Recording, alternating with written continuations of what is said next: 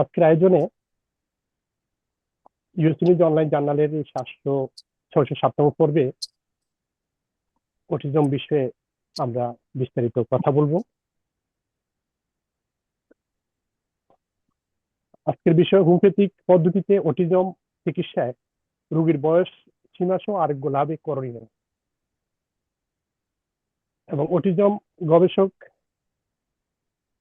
মোহাম্মদ জাহাঙ্গীরের পরামর্শ এবং বিশ্বের বিভিন্ন দেশ থেকে তার কাছে অটিজম চিকিৎসা নেওয়া শিশুর পিতামাতার না বলা কথা আমরা জানবো। এই বিষয়ে প্রিয় দর্শক, ইউএস নিউজ অনলাইন জার্নালের আজকের এসেছি যেহেতু অটিজম বিষয়ে আমরা কথা বলবো। অটিজম প্রখ্যাত অটিজম গবেষক কানাডা থেকে যুক্ত হয়েছেন হোমিওপ্যাথিক কনসালটেন্ট এনএসএফএ গ্লোবালের ফাউন্ডার মোহাম্মদ জাহাঙ্গীর। তিনি ইতিমধ্যে অটিজম চিকিৎসায় ব্যাপক খ্যাতি অর্জন করেছেন। আমাদের সাথে অনেকগুলো পর্বে তিনি যুক্ত হয়ে অটিজম বিষয়ে বিভিন্ন পরামর্শ দিয়েছেন এবং সারা বিশ্বে তার অসংখ্য রোগী রয়েছে যারা বিশ্বের বিভিন্ন দেশ থেকে, বাংলাদেশ সহ আমেরিকা, যুক্তরাষ্ট্র, কানাডা, লন্ডন, বিশ্বের অস্ট্রেলিয়া, বিশ্বের বিভিন্ন দেশ থেকে অসংখ্য অটিজম শিশু চিকিৎসা তিনি দিচ্ছেন এবং ব্যাপক সফলতা অর্জন করেছেন। এবং আমরা অনেকগুলো পর্ব করেছি এই বিষয় নিয়ে। এই পর্বগুলোতে যারা অটিজম চিকিৎসা নিয়েছেন বা নিচ্ছেন তারা তাদের অভিভাবকরা যুক্ত হয়ে তাদের খোলামেলা মতামত দিয়েছেন। আজকেও আমাদের সাথে 4জন অতিথি যুক্ত হয়েছেন যাদের সন্তানরা অটিজম কনসালটেন্টের কাছ থেকে ট্রিটমেন্ট নিয়ে অনেক সুফল পাচ্ছেন। তাদের কাছ থেকে আমরা শুনবো। আমাদের সাথে যুক্ত রয়েছেন অস্ট্রেলিয়া থেকে অটিজম চিকিৎসাধীন মেয়ে শিশুর মা মুশফিকা, গ্রেট ব্রিটেন থেকে অটিজম চিকিৎসা নেওয়া ছেলে শিশুর বাবা সানি রহমান, গ্রেট ব্রিটেন থেকে অটিজম চিকিৎসা নেওয়া ছেলে শিশুর মা রোজা আহমেদ এবং গ্রেট ব্রিটেন থেকে চিকিৎসা চিকিৎসা নেওয়া মেয়ে শিশুর বাবা হাফিজ এবং হাফিজ যুক্ত হয়েছেন। তার মাও যুক্ত হওয়ার কথা ছিল, তো হাফিজ আমাদের সাথে রয়েছেন। আমরা এই বিষয় নিয়ে কথা বলবো। আমি সময়ের কথা শুনবো। দর্শক, আমাদের যারা অভিভাবকরা রয়েছেন এই বিষয়ে আমরা জানবো তাদের অভিজ্ঞতার কথা। কারণ অটিজম একটি অত্যন্ত জটিল রোগ, আপনারা জানেন। বিশ্বে এটা অনেক অনেকটা ব্যাপক আকার ধারণ করেছে। হোমিওপ্যাথিক পদ্ধতিতে অটিজম চিকিৎসা শুধুমাত্র উপসর্গ নির্ণয় যথেষ্ট কি? কারণ আমরা ইতিপূর্বে বিভিন্ন বিষয়ে নিয়ে কথা বলেছি। রোগ নির্ণয় ও চিহ্নিত উপসর্গের উপর গবেষণা, কেস স্টাডি, নানা উপাত্ত বিশ্লেষণের মাধ্যমে চিকিৎসাপত্র প্রদান ছাড়াও আরো কি কি গুরুত্বপূর্ণ করণীয়। কারণ এই বিষয়গুলো, আমি যে কথাগুলো বলেছি, এগুলো কিন্তু আমাদের অটিজম গবেষক মোহাম্মদ জাহাঙ্গীর এগুলো নিয়ে কাজ করেন, গবেষণা করেন দীর্ঘ সময়ে। তো অটিজম চিকিৎসা বয়সের কোনো ভূমিকা আছে কি? আজকে যে বিষয়টি আমরা অত্যন্ত গুরুত্ব সহকারে কথা বলবো, জানার চেষ্টা করবো আমাদের অটিজম গবেষকের কাছ থেকে। কোন বয়সে চিকিৎসা নেওয়া উপযুক্ত সময়? তো মানে অটিজম যখন ধরা পড়ে তখন অনেক সময় দেরি হয়ে যায়। উপযুক্ত সময়টা কখন, কোন সময় চিকিৎসা নিলে পরে 100% বা সবচেয়ে বেশি আরোগ্য লাভ করা যায়, এই বিষয়টা আমরা জানবো। এবং পিতা মাতাদের সুনির্দিষ্ট উপলব্ধিটা এবং তারা যে ট্রিটমেন্টটা নিচ্ছেন তাদের কি বিষয়টা, তারা কি দেখছেন, সেখান থেকে তাদের অভিজ্ঞতা আমরা জানবো। অটিজম গবেষক মোহাম্মদ জাহাঙ্গীরের সাথে তাদের খোলামেলা কথা বলার আমরা চেষ্টা করবো, তাদেরকে সাথে কথা বলার চেষ্টা করবো। যে আরো যদিও রোগীর মা বাবা হিসেবে কথা বলেন, আজকে একজন আহ একদম অনিয়ারে এসে অন্যান্য অভিভাবকদের উদ্দেশ্য যেন অন্যরা জানতে পারেন তাদের না বলা কথাগুলা, যাতে অন্যরা উপকৃত হয়, সে বিষয়ে আমরা জানবো। দর্শক, হোমিওপ্যাথিক পদ্ধতিতে অটিজম চিকিৎসার নানা দিক নিয়ে আমরা অনেকগুলো প্রোগ্রাম করেছি, আমি আগেই বলেছি। এর মধ্যে গত 30 সেপ্টেম্বর একটা প্রোগ্রাম আমরা করি। সেখানে একজন অভিভাবক অত্যন্ত সুন্দরভাবে বলেছিলেন তিনি তার নিজের অভিজ্ঞতা থেকে তার সন্তানটিকে ট্রিটমেন্ট করতে গিয়ে যে অভিজ্ঞতা হয়েছে, তিনি বলেছিলেন যে অটিজম চিকিৎসা একজন ডাক্তার কতটুকু করতে পারেন আর একজন অভিভাবক কি কি করতে পারেন, তার মতে 50-50, অর্থাৎ একজন ডাক্তারের ভূমিকা এবং একজন অভিভাবকের ভূমিকা সমান সমান। যদি আপনার সন্তানটিকে অটিজম থেকে মুক্তি দিতে চান, তাকে রোগ মুক্ত করতে চান, তাহলে ডাক্তারের যেমন ভূমিকা, অভিভাবকের তেমনি সমান ভূমিকা রয়েছে। এই বিষয়গুলো আমরা আরো জানবো আজকের অতিথিদের কাছ থেকে। তো আমি সবার কথা শুনবো। প্রথমে আমরা আমাদের এই অনুষ্ঠানে অংশ নেয়া অস্ট্রেলিয়া থেকে যিনি যুক্ত হয়েছেন। এখানে অস্ট্রেলিয়াতে অনেক রাত, প্রায় 12:30টার কাছাকাছি। তো উনি অনেক কষ্ট করে আমাদের সাথে যুক্ত হয়েছেন। এই আপা, আপনাকে অনেক ধন্যবাদ। আমি প্রথমে আপনার কাছেই যাব, আপনি যদি বলেন মুশফিকা আপনি, আপনার মেয়ে শিশুর কত বছর বয়সে কনসালটেন্ট মোহাম্মদ জাহাঙ্গীরের কাছে চিকিৎসার জন্য আপনি নিয়ে এসেছেন, চিকিৎসাটা শুরু করেছেন, আপনি একটু আমাদেরকে বলবেন? কারণ এই বয়সটি অত্যন্ত গুরুত্বপূর্ণ। আর হোমিওপ্যাথিক চিকিৎসা পদ্ধতিটি আপনি কেমন মনে করছেন যে এই চিকিৎসাটা যে তিনি ডাক্তার আমাদের অটিজম গবেষক কনসালটেন্ট মোহাম্মদ জাহাঙ্গীর আপনাকে আপনার সন্তানটিকে যেভাবে ট্রিটমেন্টটা দিচ্ছেন, তাতে আপনি কেমন, কি অনুভব করছেন, কেমন লাগছে আপনাকে? এই বিষয়গুলো আমরা একটু জানবো। তারপর আরো কিছু কথা আপনাকে আমরা জানার চেষ্টা করবো আপনার কাছ থেকে, যদি এই বিষয়টা এবং হোমিওপ্যাথিক ট্রিটমেন্টটা আপনি কেন বেছে নিলেন? আরো তো অনেক রকমের চিকিৎসার পদ্ধতি রয়েছে বিশ্বে, তো আপনি কেন হোমিওপ্যাথিক পদ্ধতিতে এসে এবং মোহাম্মদ জাহাঙ্গীরের সাথে এই ট্রিটমেন্টে যুক্ত হয়েছেন, এই সব কিছু নিয়ে যদি একটু বলেন, তারপর আরো আমরা জানার চেষ্টা করি। অনেক ধন্যবাদ আপনাকে। প্রথমে বলি, এটা আমার সেকেন্ড চাইল্ড। তো 15 ইয়ার্স গ্যাপে হয়েছে আমার মেয়ে। তো সে তো যখন সে হয় তখন আমি হাই রিস্ক প্রেগনেন্সিতে ছিলাম। আমার আমার নিয়ারলি 40 ইয়ার্স এজ।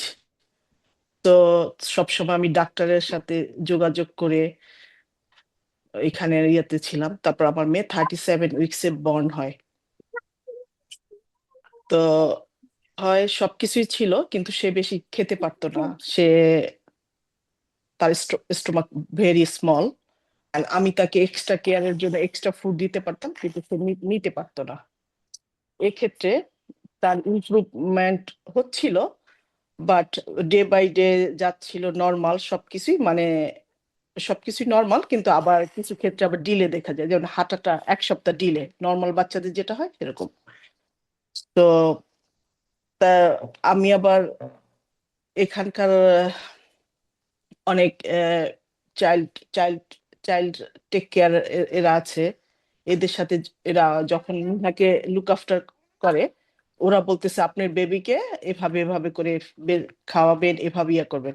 কিন্তু আমি সেটাও ট্রাই করতেছি, কিন্তু আমার বেবি খেতে পারতো না।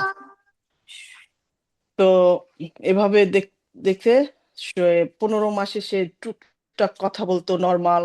আমি ট্রাই করতাম তাকে ফুডের, কিন্তু তার ফুড হ্যাবিটটা গড়ে ওঠে নাই, কিন্তু সে অল্পতেই সিক হয়ে যেত, অল্পতেই খুবই হতো, ক্র্যাঙ্কি থাকতো সে। তো রাতে ঘুমাতে পারতাম না, ইয়ে করতে পারতাম না। তারপর আমি বাহিরে যাওয়ার ইয়ে করতাম, বিভিন্ন প্লে গ্রুপে অংশগ্রহণ করতাম। তখন দেখি আমার মেয়ে সব সব বেবিদের সাথে খেলাধুলা করে, কিন্তু তার একাগ্রত চিত্রে কোনো হাসে না, ইয়ে করে না, চুপচাপ আর কি।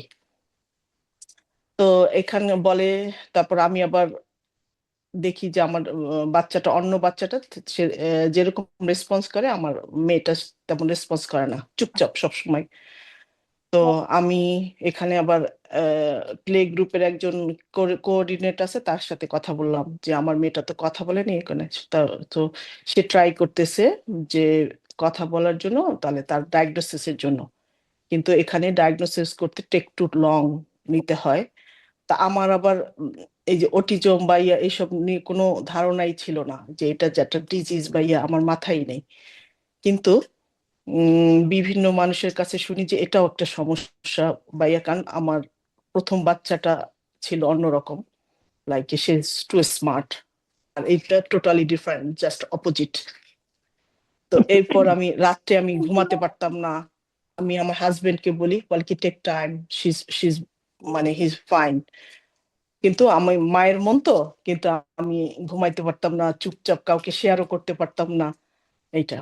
তারপরে একদিন আমি পার্কে যাই, পার্কে যেয়ে দেখি কি আমার মেয়ে খুব হাইপার থাকে, অন্য অন্য বাচ্চাদের সাথে খেলে না, কিন্তু সে অন্যরকম বিহেভ করে। ওখানে আবার আর একটা ভাবি আসে, তার মেয়ে দেখি অন্য মানে মানে 10 ইয়ার্স তার বয়স, সে মানে অ্যাটিচিউড খুব ইয়ে। তা আমি ওইটা দেখে আমি নিজে নার্ভাস ফিল করি, আমি এখন ওখানে কেঁদেই ফেলি।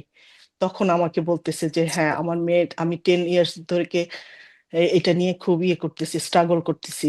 তা আমি আপনার মেয়েকেও দেখলাম যে ওর মধ্যেও এইটা আছে। তখন আমি মানে বললাম যে সামথিং রং। এখন এটা এর জন্য আমি আরো মোর কনসান্ট্রেট হলাম যে ওকে তাহলে নিশ্চয়ই প্রবলেম আছে। এর জন্য আমি আবার যোগাযোগ করি বিভিন্ন জায়গায়, কিন্তু এখানে অ্যাপয়েন্টমেন্ট পেতে লং টাইম হয়। আমি আমার হাজবেন্ডের সাথেও বলি, কিন্তু আমার হাজবেন্ডও অত কেয়ার করে না, কেন না ঠিক হয়ে যাবে, ও মাত্র 22 মান্থ, 23rd মান্থ। এরকম করতে করতে সময় যাচ্ছিল। তা আমি আমি বিভিন্ন জায়গায় খোঁজ খবর নেই কি ব্যাপার, এই কেউ কিছুতেই কোনোটা মন মানতেছে না। এর ভিতরে স্যারের আহ কিছু 45 একটা মানে অটিজমের নিয়ম, 45 এর রুলস, ওইটা স্যারের আসে। তখন অনেক সময় আছে না যে দেখি কি বলে, আমার আগ্রহটা দিন দিন বেড়ে যায়। তখন এইদিকে আমিও দেখতে থাকি, কিন্তু অপোজিট আমার হাজবেন্ড দেখে এই 45 নির্দেশের মধ্যে 6-7টা আমার মেয়ের মধ্যে আছে। এরপর থেকে আমি বলছি ও মা, তাহলে তো স্যার তো অভিজ্ঞ।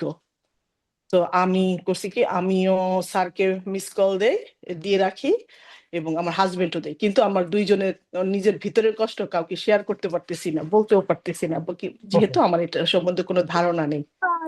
স্যার এতটা ডেলিকেটেড, স্যার সে রাত 3টার সময় আমাদের নাইট সে আমাকে ফোন করে। তা আমাকে ওই জিনিসটা খুব মানে মুগ্ধ করছে যে আমি মর্নিং মানে সেটা আমি দেখেছি এখানে সিডনির মর্নিং এ, আর আমি রাত্রে সে আমাকে কল ব্যাক করছে। মানে তার এতটা কনফিডেন্স, এতটা মানে ডেলিকেটেড নিয়ে সে ফোন দিছে নিজের আগ্রহ দিয়ে। পরে আমার স্যার বললো ঠিক আছে, আমি আপনার সাথে পরে কথা বলবো। পরের দিন মর্নিং এ আমি আবার যোগাযোগ করি, সেম টাইম আমার হাজবেন্ডের সাথেও যোগাযোগ করে, তখন দেখে যে মিলে যায় দুইজনের মধ্যে। পরে স্যার আমাদেরকে আমি মানে সব খুলে বললাম, স্যার আমার কথা শুনলেন। কিন্তু স্যারের এতটা ইয়া ছিল, কনফিডেন্স ছিল, ওই ওনার কথা শুনে আমার আমার আমি আর কোনো দিকে তাকাইনি, কোনো ট্রিটমেন্ট লাগবে বা অন্যদিকে আমি ইয়ে করিনি। স্যারের এক কথাতেই আমি আমার কনফিডেন্স ফিরে পাই, যে যেহেতু সে 45 এর মধ্যে আমার মেয়ের 6-7টা আমি খুঁজে পেয়েছি, তার মানে স্যার রিয়েলি অভিজ্ঞ। তারপর থেকে আমি উনি আমার সমস্ত বায়োডাটা, সমস্ত হিস্টোরি, আমার হাজবেন্ডের হিস্টোরি নিয়ে উনি আমার মেয়ের ট্রিটমেন্ট শুরু করেন। তারপর এই ট্রিটমেন্ট শুরু পরে স্যার খুব দ্রুত করেন। এবং আমি আবার একটু কনফিউজ ছিলাম যে এক দেশ থেকে আরেক দেশ এটা কি সম্ভব, কিন্তু আমি দেখতাম স্যার সবসময় অ্যাক্টিভ, ফোনে অ্যাক্টিভ, তারপর মেসেজে অ্যাক্টিভ। তখন স্যারও আমাকে পুশ করছে, বুঝাচ্ছিল এই। কিন্তু আমি প্রথমে মানে এটাও আমার মধ্যে একটু কনফিউশন কাজ করছে, কিন্তু স্যারের কথা আমি আবার অনেক আমার মনে লাগতো, কারণ আমার মেয়ের বিহেভ দেখতাম। আমার মেয়ে আবার রাত্রে ঘুমাতে পারতো না, মাঝখানে ওই ক্রাঙ্কি থাকতো, যে আমি বাইরে নিয়ে ওকে গাড়িতে করে রাত 1টা 2টার সময় নিয়ে ঘুমা ইয়ে করতাম, এইসব স্ট্রাগলিং করতাম, অন্যরকম অ্যাটিচিউড, যেহেতু সে হাংরি থাকতো। পরে আমি স্যারের কথা মতো নিয়ে আমি ট্রিটমেন্টটা শুরু করি। আল্লাহর রহমতে মানে স্যারের, আমি জানি না, হয়তো বা আমি আল্লাহর কাছে চাইছি বা আর স্যার হয়তো বা উছিলা, স্যারের এই ট্রিটমেন্টে আমি দ্রুত ওষুধ আনাই, এবং ট্রিটমেন্ট 2 সপ্তাহের মধ্যে দেখে কি আমার মেয়ে ওই যে ধরেন সবসময় ঝিমাইতো, বাসার মধ্যে সোফায় শুয়ে থাকতো, মানে গড়াগড়ি করতো, কোনো মুভমেন্ট ছিল না, হ্যাপিও ছিল না। 2 উইকস এর মধ্যে আমার মেয়ের মধ্যে একটা বিশাল চেঞ্জ, সে হ্যাপি, সে সোফা থেকে উড়ে মনে মনে হয় কি কোথা থেকে সে আসলো, মানে সারা ঘর নাড়াচাড়া, তার মধ্যে একটা প্রফুল্লতা ভাব। এই এই জিনিসটা আমি আমার মেয়ের মধ্যে এই 2 উইকস এর মধ্যে আমি ইয়ে পাইছি, চেঞ্জটা আমি দেখতে পাচ্ছি। এরপরে আমার আরো কিউরিওসিটি বাড়লো। তারপর স্যার আমাকে আবার কড়া নিতেছে, আমার ফুড ফলো করতে হবে, যে বলে দেয়, সব সময় বলে দেয়, এবং এবং স্ট্রিক্টলি বলে। প্রথমে আমার হাজবেন্ড না ওটা অত করতে হবে না, ও তাহলে খাবে কি, এটা নিয়ে খুব কনফিউজ ছিল। প- পরে স্যারকে আবার স্যারও আমাকে না স্ট্রিক্টলি বলল, আমি আবার এই কথাটা আমি মানছি। আমি strict, যেহেতু আমি ওনার স্যার আমাকে মানে বলছে যে আমার কথা শুনতে হবে, তা হুম, আমি আবার আমার ওই জিনিসটাই আমার একদম মানে খুব ইয়ে লাগলো, সে আমার একদম ফাদারের মতন এরকম স্ট্রিক্ট, সে আমাকে ইয়ে করছে। তা আমি ওই নিয়মে চলতে চলতে আমার মেয়ের এখন 8 মাস, আমি ট্রিটমেন্ট সেকেন্ড ইতে চলি, দেখি অনেকটা ইমপ্রুভ। সো আমি বিভিন্ন জায়গায় প্রথমে নিয়ে নিছি, গেছি হুম। ওকে নিয়ে। তখন প্রথম প্রথম ও ততটা ইয়ে করতো না, কিন্তু এখন আমি ধরেন দেখি খুব দ্রুত সে মানে আল্লাহর রহমতে রিকভার বা চেঞ্জ আমি ওর মধ্যে দেখতে পাই। ও এখন ধরেন আগে যেমন কমিউনিকেশন করতো না, আই কন্টাক্টটা ছিল না, ওর মধ্যে আই কন্টাক্টটা বাড়ছে, কমিউনিকেশন বাড়ছে, ও খুব ফ্রেন্ডলি, মানুষের সাথে মিশতে মিশতে চাচ্ছে। তো আমার 8 মাসের অভিজ্ঞতায় তবে স্যার বলছে আমাদের বোধ অনেক কষ্ট করতে হবে, আমি ওনার কথাটা শুনছি এবং উনি আমাকে স্ট্রিক্টলি বলছে।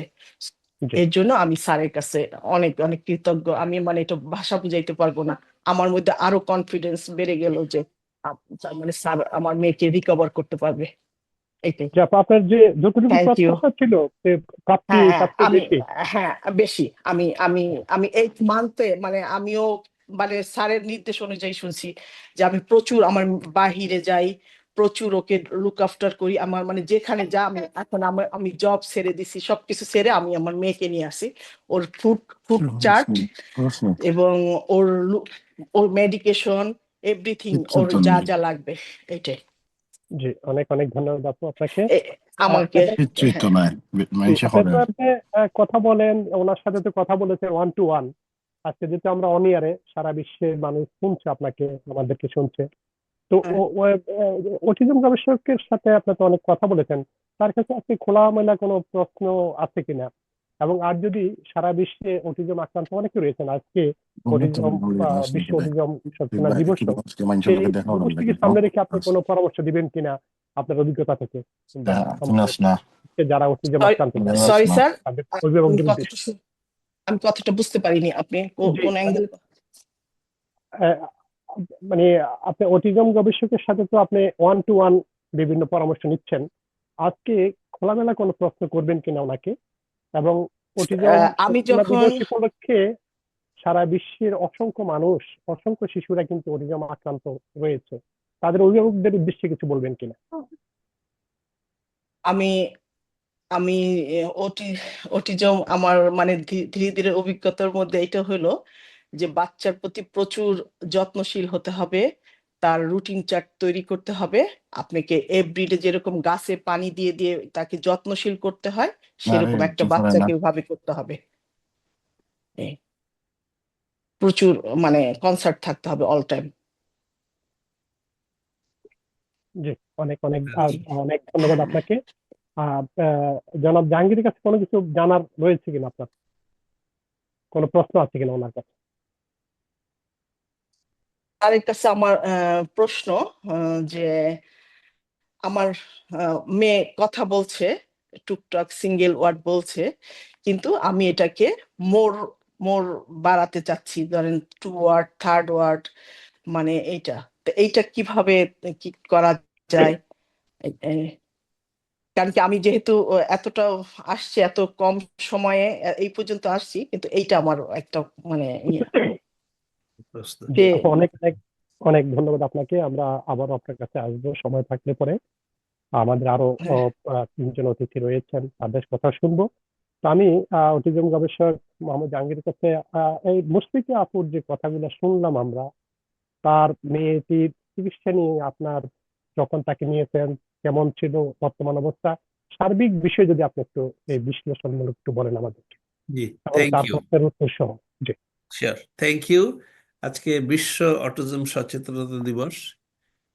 পৃথিবীর 4 কোণা থেকে 4জন প্যারেন্ট এবং আপনি আমাদের মডারেটর আমরা যুক্ত হয়েছি। সবাইকে শুভেচ্ছা। সারা পৃথিবীর মা বাবা যারা শুনছে এবং যারা শুনবেন তাদেরকেও শুভেচ্ছা। And this is very important day. আজকে অনেক কথাই বলার আছে, কিন্তু let's go to the point.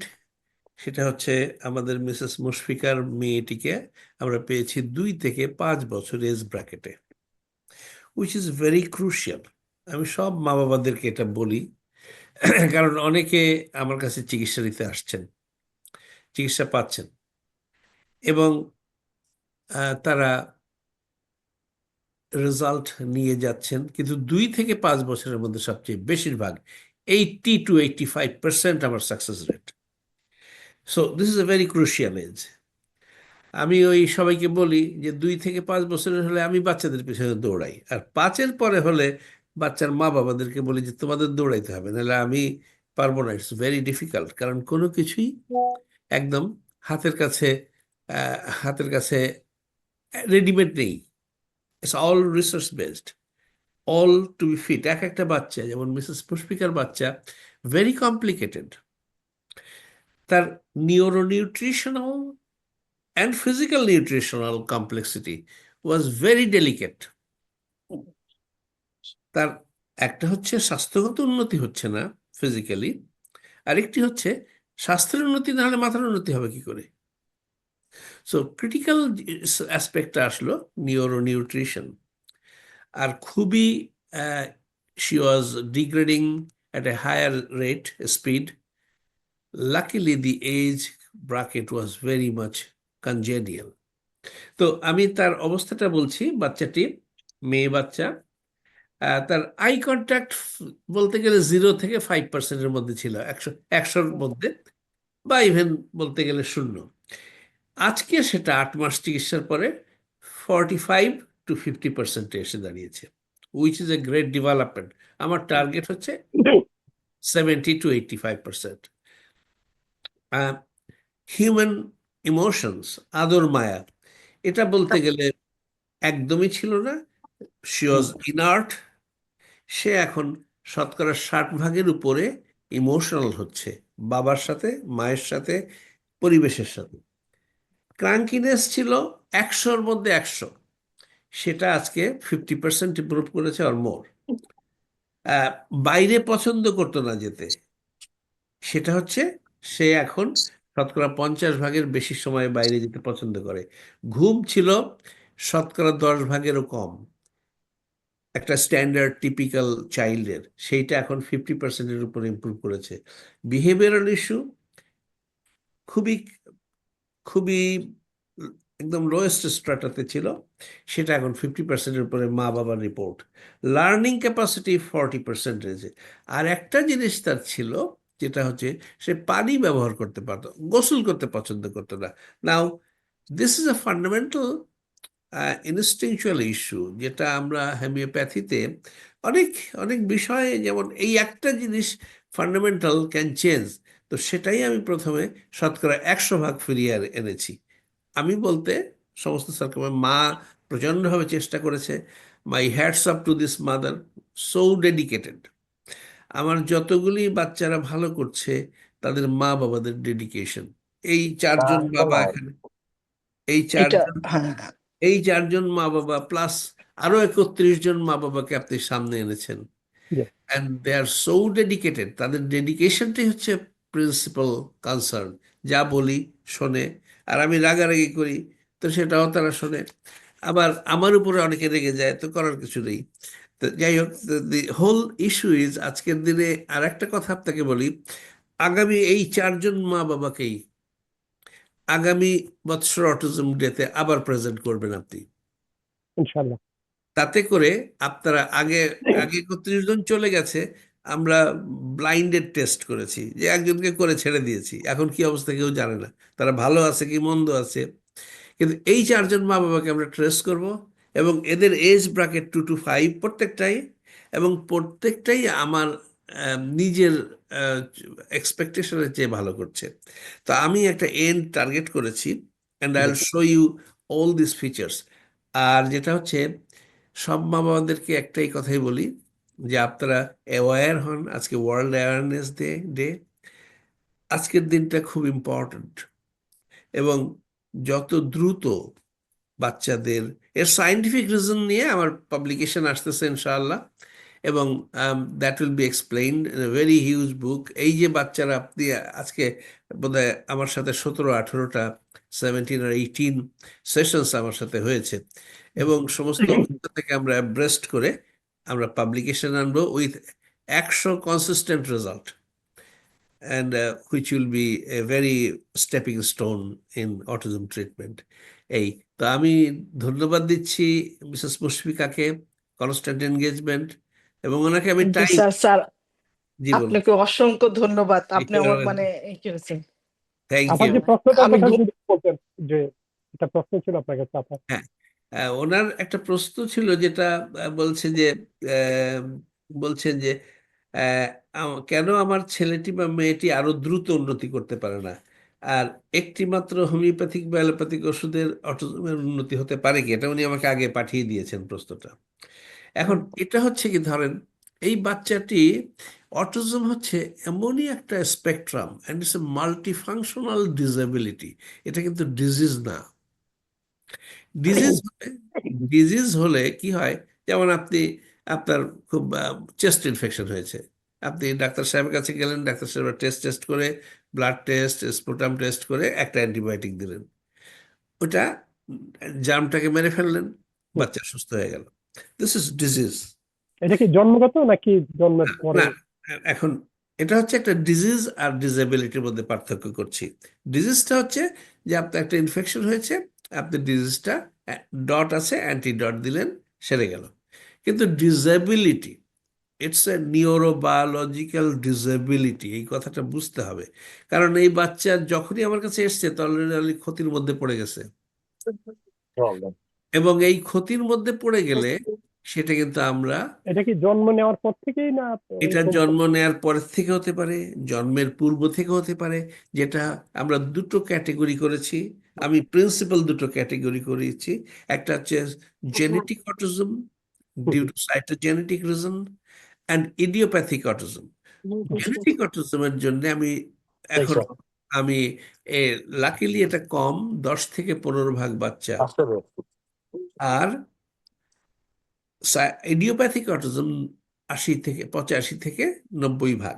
তো ইডিওপ্যাথিক অটিজম, এই যে যতগুলি বাচ্চা আমরা দেখতেছি, এরা সবাই ইডিওপ্যাথিক অটিজমের শিকার, এবং এগুলি উন্নতি হয়।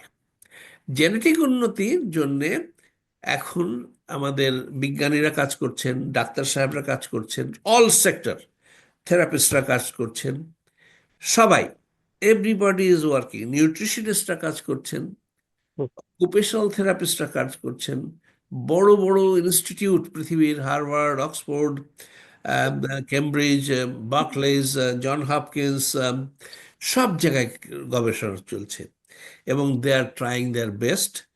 আমার বিশ্বাস জেনেটিক অটিজমেরও সলিউশন আসবে। দে আর ডুইং ভেরি গুড, এবং এই যে আমাদের artificial intelligence, machine learning and newer techniques, যেগুলি ইমপ্রুভমেন্ট আসতেছে, এগুলি চমৎকারভাবে আমাদেরকে সাহায্য করবে। আমি খুবই একটু আশাবাদী নিয়ে যাও বেডরুমে। সেগুলি কিন্তু আমাদের অটিজমকে, পার্টিকুলারলি জেনেটিক অটিজম, এখন ইডিওপ্যাথিক অটিজমের অনেক ট্রিটমেন্টের প্রচেষ্টাও চলছে। আমেরিকায় প্রচুর গবেষণা হচ্ছে, ইংল্যান্ডে, অস্ট্রেলিয়াতে, জাপানে, সব জায়গায় গবেষণা হচ্ছে। দে আর ওয়ার্কিং।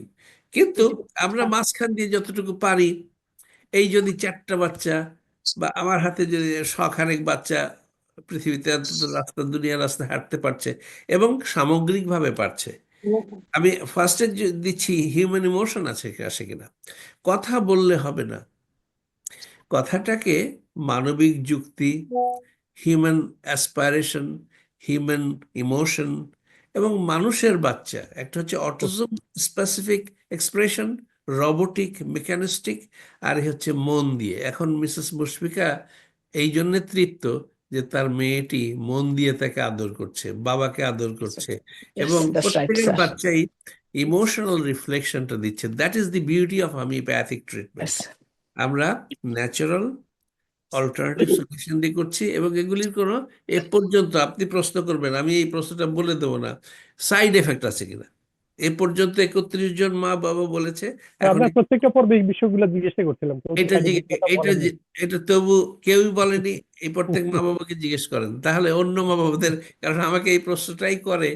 তা জি, আমার কোন সাইড প্রশ্ন, এফেক্ট আছে কিনা। হ্যাঁ, এটা সবাইকে করবেন যে জি জি, হয়েছে কিনা। অনেক আপা যদি বলে ফেলতেন আসলে সাইড এফেক্টের কথা যেহেতু আসলো আপনার না, এটা সন্তান। সাইড এফেক্ট নাই, তবে বাচ্চাকে তার রুটিন অনুযায়ী এভরিডে চলতে হবে সেম।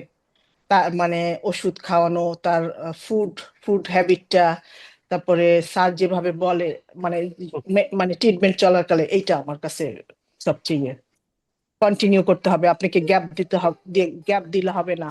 বাচ্চা যেন হাঙ্গরি না থাকে, বাচ্চা জি মানে বাচ্চা কি চায় তার মনের মতন করে আপনাকে চলতে হবে। মানে এইটাই আছে, ধীরে ধীরে করে আপনাকে তার হ্যাবিটের নিজেকে পরিবর্তন করতে হবে। জি, অনেক থ্যাংক অনেক ইউ। ধন্যবাদ। হ্যাঁ এইটা আমার অভিজ্ঞতা। জি, and she is আমরা very punctual, she G is very strict, এবং আমাকে মাঝে মধ্যে জিজ্ঞাসা করে, এবং আর ওই দ্রুত, আসলে দ্রুত বলে কোনো বিষয় নেই, কারণ এটা এতগুলি বিষয়, গভীর বিষয়, হুম, হুম, যা একটু ভুল হয়ে গেলে একটা রিস্কে পড়ে যাব। প্রত্যেকটা বাচ্চাকে বুঝে না নতুন হবে।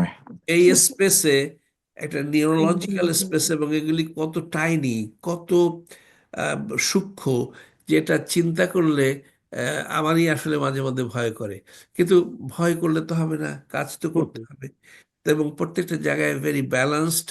আর হোমিওপ্যাথিক ওষুধের একটাই চমৎকারিত্ব, যে এটা সো মাচ ন্যাচারাল, যে এই বাচ্চাগুলি চমৎকার ভাবে রেসপন্ড করছে।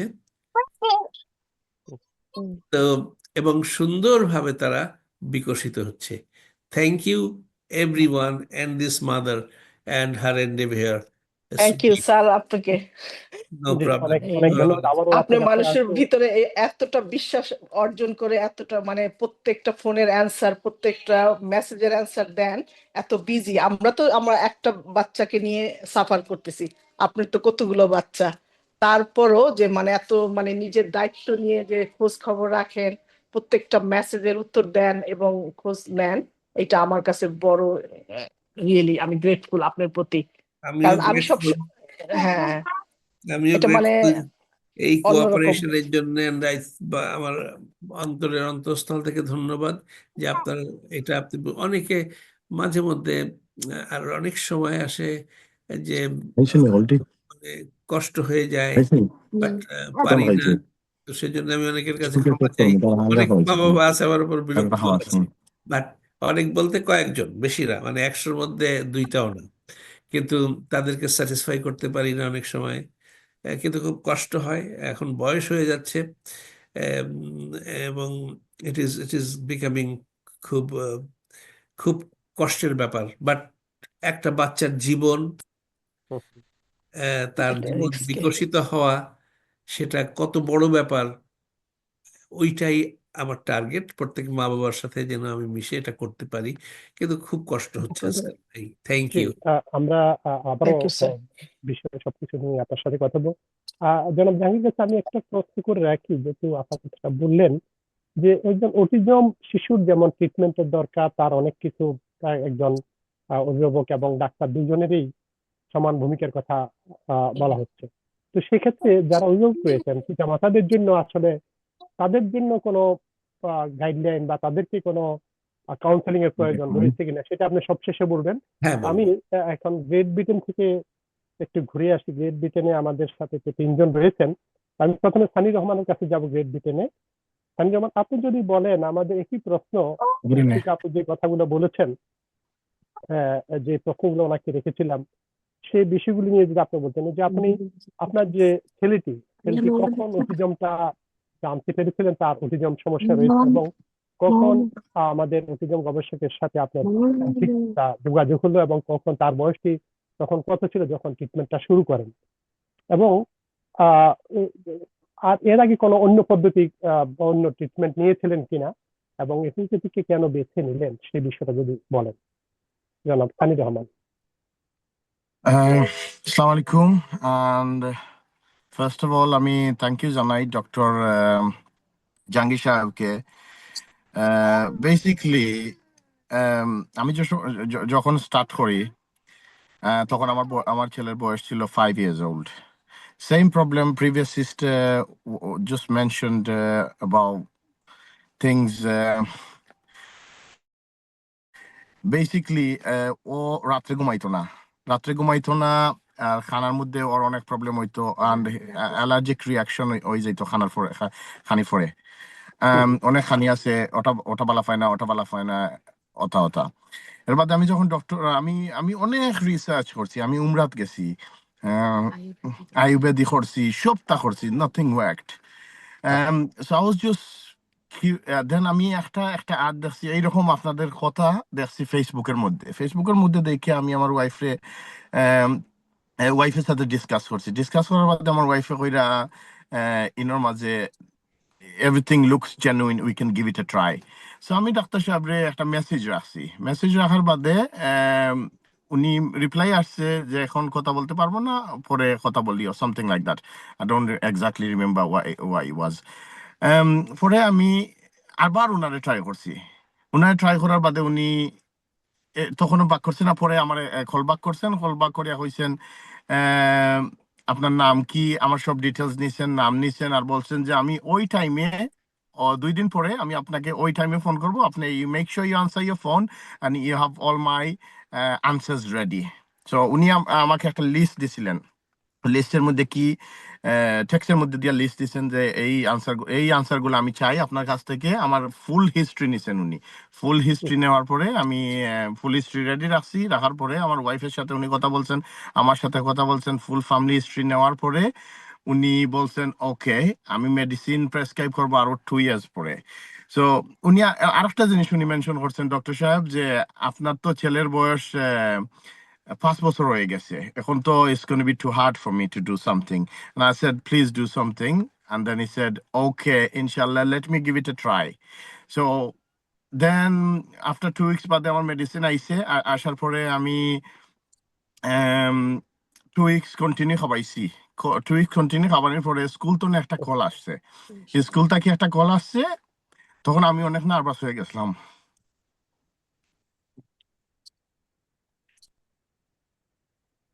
জি আপনি জি বলেন. এনিওয়ে জি তো স্কুলে আমি গেছি.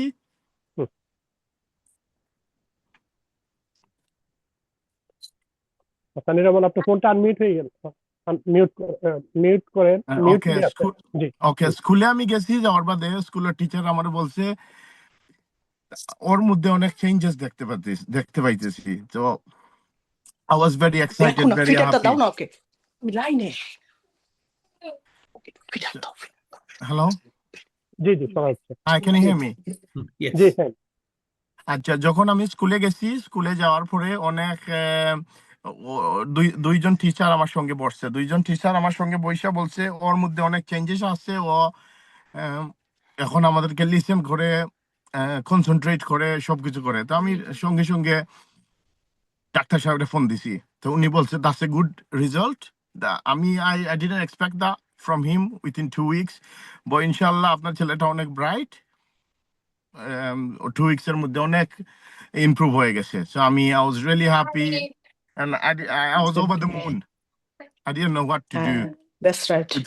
So I was over the moon. I didn't know what to do. I was really, really happy. Now I have confidence. I can take him to park. I can take him to Asda. I can take him to Tesco. I can take him to shopping center without getting worried, thinking, what is he going to do? How is he going to react and all that. So I'm really happy, and I'm really grateful to Dr. Shahab, Mr. Jangi Shahab. I'm really grateful, and inshallah there is long way to go. There's still long way to go. উনি আমারে বলছে আপনি routine maintain করতে হবে. আমি make sure you maintain the routine. There is no other way. There is no shortcut. You have to follow the routine. You can't feed him this, you can't feed him that. আমার একটা gap diet আছে, এটা আপনি follow করতে হইবেই, or else we can't save the child. So alhamdulillah আমরা সবকিছু me and my wife, we are following everything, and fingers crossed দেখা যাও কি হয়.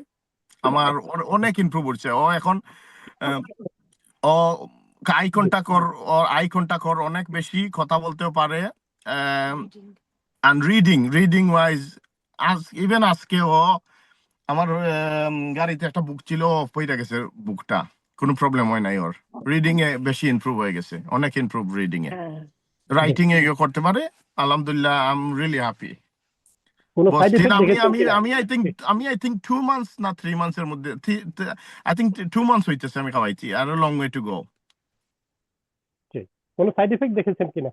আলহামদুলিল্লাহ, কোনো সাইড এফেক্ট আজ পর্যন্ত পাই নাই। তো সাইড এফেক্ট তো আমি পাই নাই। আমি ডক্টর সাহেবকে আরেকটা জিনিস কোয়েশ্চন করছিলাম, যে সঙ্গে সঙ্গে আমি করছিলাম, ডক্টর সাহেব এটার কোনো সাইড এফেক্ট আছে নি? উনি বলছেন নিঃসন্দেহে কোনো সাইড এফেক্ট নাই, হোমিওপ্যাথিকের কোনো সাইড এফেক্ট নাই। হোমিওপ্যাথিক ওয়ার্ক করে স্লোলি, আপনি ওরে খাওয়ান, দেখবেন ইনশাল্লাহ ভালো হয়ে যাবে। আর ডক্টর সাহেবের আরেকটা জিনিস আমার ভালো লাগে, যখনই উনাকে ফোন করি স্ট্রেট উনি ফোন ধরে, নাইলে উনি কিছু সময় পরে ফোন করবেন, উনি জিজ্ঞাসা করবেন, হ্যাঁ সানি সাহেব বললেন কি হয়েছে। আমি বললাম, আমি happy, this is why I am রিংিং you, you know, there is nothing to worry about. বা উনি বলছেন, ওকে এই খাওয়াইছেন, আপনি গ্লুটন স্টপ করছেন, আপনি উইট স্টপ করছেন, আপনি ডেয়ারি স্টপ করছেন। আমি বলি জি জি জি জি স্টপ করছি। ওই so yes, that's it, that's all. ঠিক, অনেক ধন্যবাদ সানি ভাই। আর হলো যে সরাসরি কথা বলেছেন ওনার সাথে 1 to 1। জি। এখন যদি ওপেনলি যদি একটু বলেন, কোনো প্রশ্ন যদি ওনার কাছে থাকে, এবং বিশ্ব অটিজম সচেতনতা দিবস উপলক্ষে যারা এরকম অটিজমে আক্রান্ত রয়েছে, অটিজম রয়েছে, তাদের অভিভাবকদের উদ্দেশ্যে কিছু বলবেন আপনি? আমার একটাই কথা, না উনার কাছে আমার কোনো প্রশ্ন নাই। আমার প্রিভিয়াস সিস্টার, উনি অলরেডি প্রশ্নটা করে ফেলাইছে যে কোন সাইড এফেক্ট আসেনি। Yes, I have a question for him. ওই যদি আমরা মেডিসিনটা স্টপ করি, ফর এক্সাম্পল 1 year 2 years বাদে যদি মেডিসিনটা স্টপ করি, ও কি সমান রইবে না ও চেঞ্জ হয়ে যাবে? এইটাই আমার কোয়েশ্চন ছিল। I have already asked him the question and he has already answered that inshallah, if he maintain the time, if he maintain the gap diet, if he maintain his food, if he maintain everything what I told you to do, then inshallah it shouldn't be an issue. After 2 years, inshallah you'll see a different person. And sorry, what was the second question? Second question টা কি ছিল? সবার উদ্দেশ্যে কিছু বলবেন কিনা যারা autism সবার আক্রান্ত? উদ্দেশ্য এইটাই, ডক্টর সাহেব যা তাদের বলে অভিভাবক। আমাদেরকে এইগুলা মেনটেন করতে হবে। এই ডক্টর সাহেবের কথাটা শুনতেই হবে। We no matter what do. অভিভাবকদেরকে কোনো এটা পরামর্শ দিবেন কিনা আপনার অভিজ্ঞতা থেকে? বিভিন্ন আমার যারা অভিজ্ঞতা, অটিজম আক্রান্ত পিতামাতা রয়েছেন আমার অভিজ্ঞতা থেকে আমি এইটাই কইতে চাই, উনি আমাদের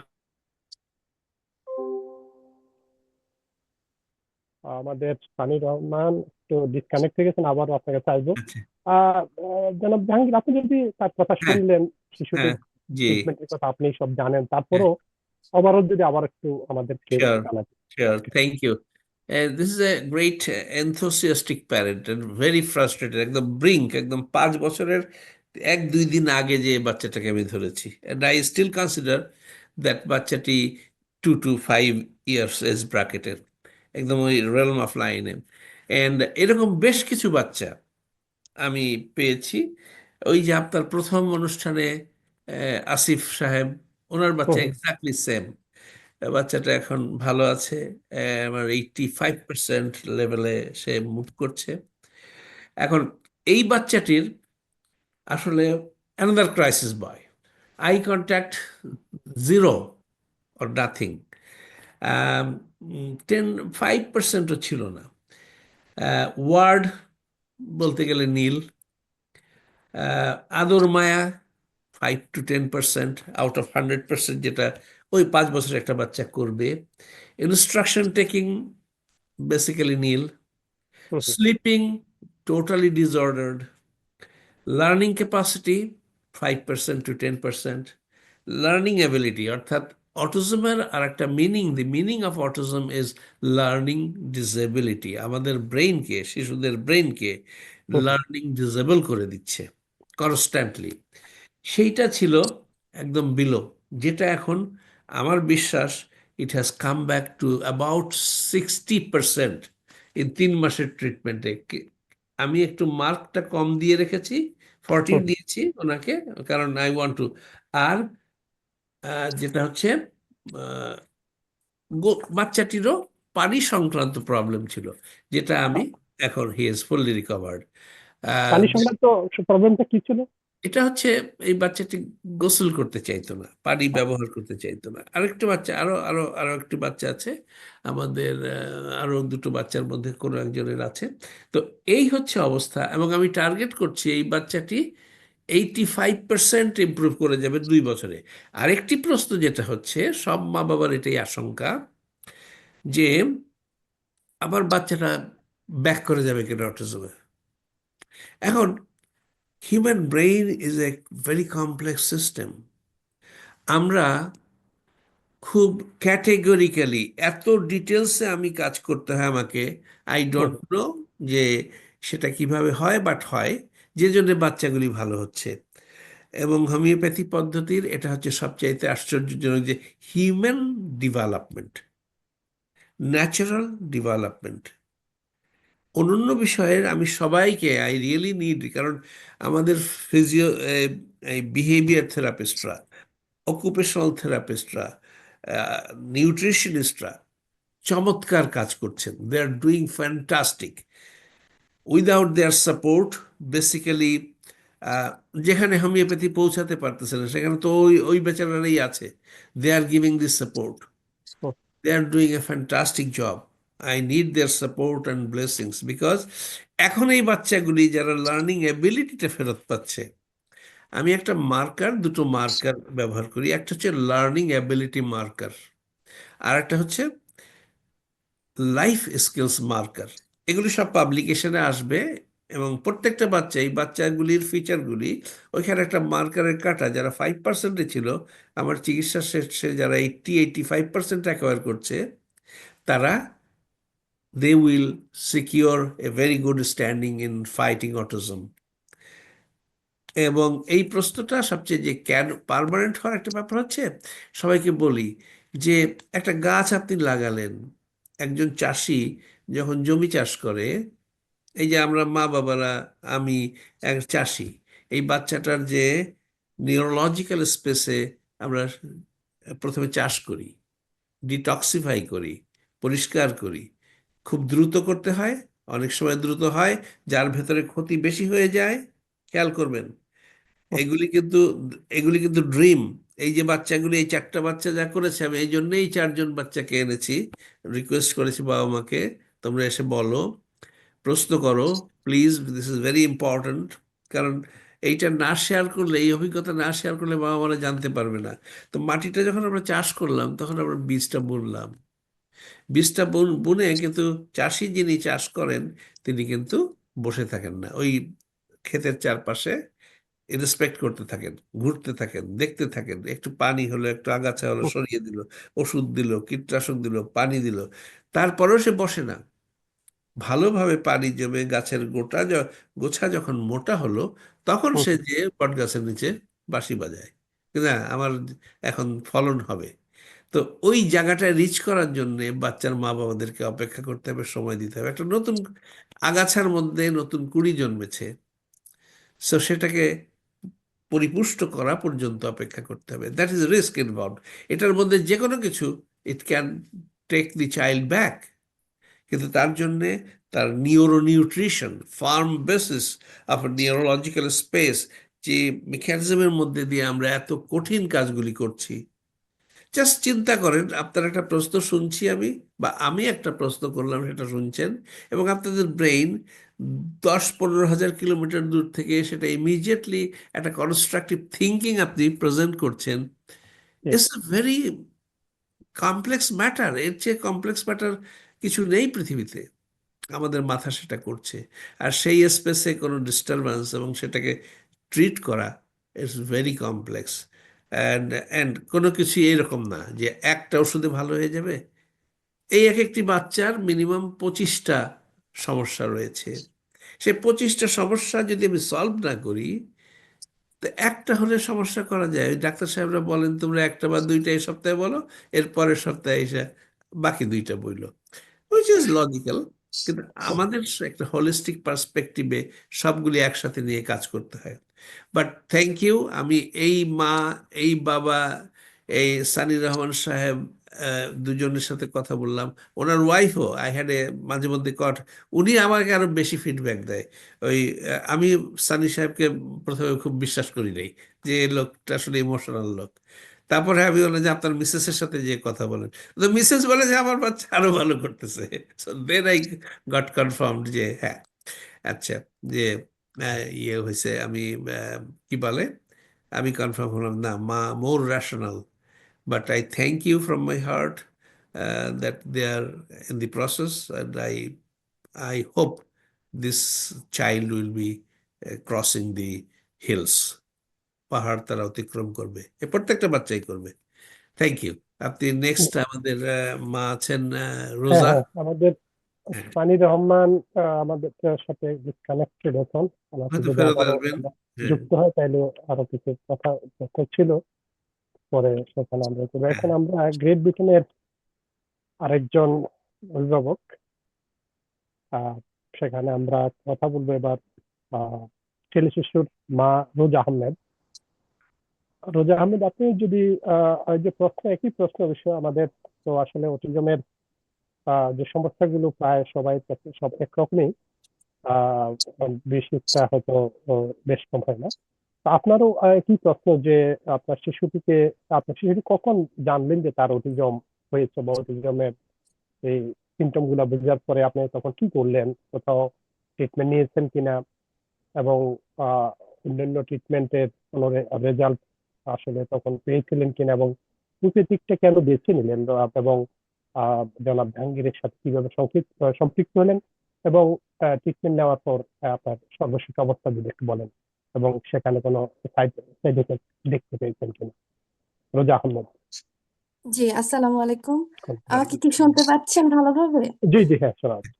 জি, আসলে এই ব্যাপারে আমার অভিজ্ঞতা বা আপনাদেরকে যেটা আমি জানাবো এটা অত্যন্ত ভয়ঙ্কর আমার জন্য। আর এ- এই যে আঙ্কেলের সাথে, মানে স্যারকে আমি আঙ্কেল বলি, আঙ্কেলের সাথে যে আমার যোগাযোগ বা সামনের দিকে এগিয়ে যাওয়াটা, এটা একটু নাটকীয় আমার জন্য।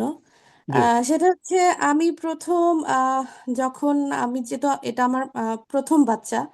তো প্রথম মা বাবা যারা হয় তারা সব বিষয়ে একটু অভিজ্ঞতাহীন হয় বা একটু জটিলতায় ভোগে, এটাই স্বাভাবিক। তো হুম, আমরাও এরকম ওকে নিয়ে এই জটিলতাগুলো ফেস করতেছিলাম। আহ, যারা মুরব্বী পাশে ছিল তারা বলতেছিল যে আসলে আমার বাচ্চার মধ্যে ওরকম দেখানিও কিছু প্রথমের দিকে আমরা বুঝতে পারি নাই, কারণ ও সুস্থ স্বাভাবিক বাচ্চা ছিল সব দিক থেকে। তারপর ওর হাঁটা চলা সবকিছুই মোটামুটি সঠিক বয়সেই এগোচ্ছিল। কিন্তু যেটা সর্বপ্রথম খেয়াল করলাম সেটা হচ্ছে 2-এর পরে, ওর যখন 2 বছর বয়স, এখন সে 4.5 বছরের বাচ্চা। 2-এর পরে আমি খেয়াল করলাম যে ওকে ডাকলে ও নাম রেসপন্স করছে না। তারপরে যেটা খেয়াল করলাম সেটা ওর আই কন্টাক্ট কম। তো এটা যে একটা রোগ হতে পারে এটাই বুঝে উঠতে পারিনি আমরা প্রথমের দিকে। তারপরে এই যে অভিজ্ঞতাহীনতায় ভুগতে ভুগতে আহ, মা বাবারা প্রথম যেটা করে, আমি যেটা করেছিলাম সেটা হচ্ছে এই বিষয় নিয়ে ঘাটাঘাটি, যে এটা আসলে কি, এটা কেন হচ্ছে, বা এটা কি কোনো দুর্বলতা কিনা।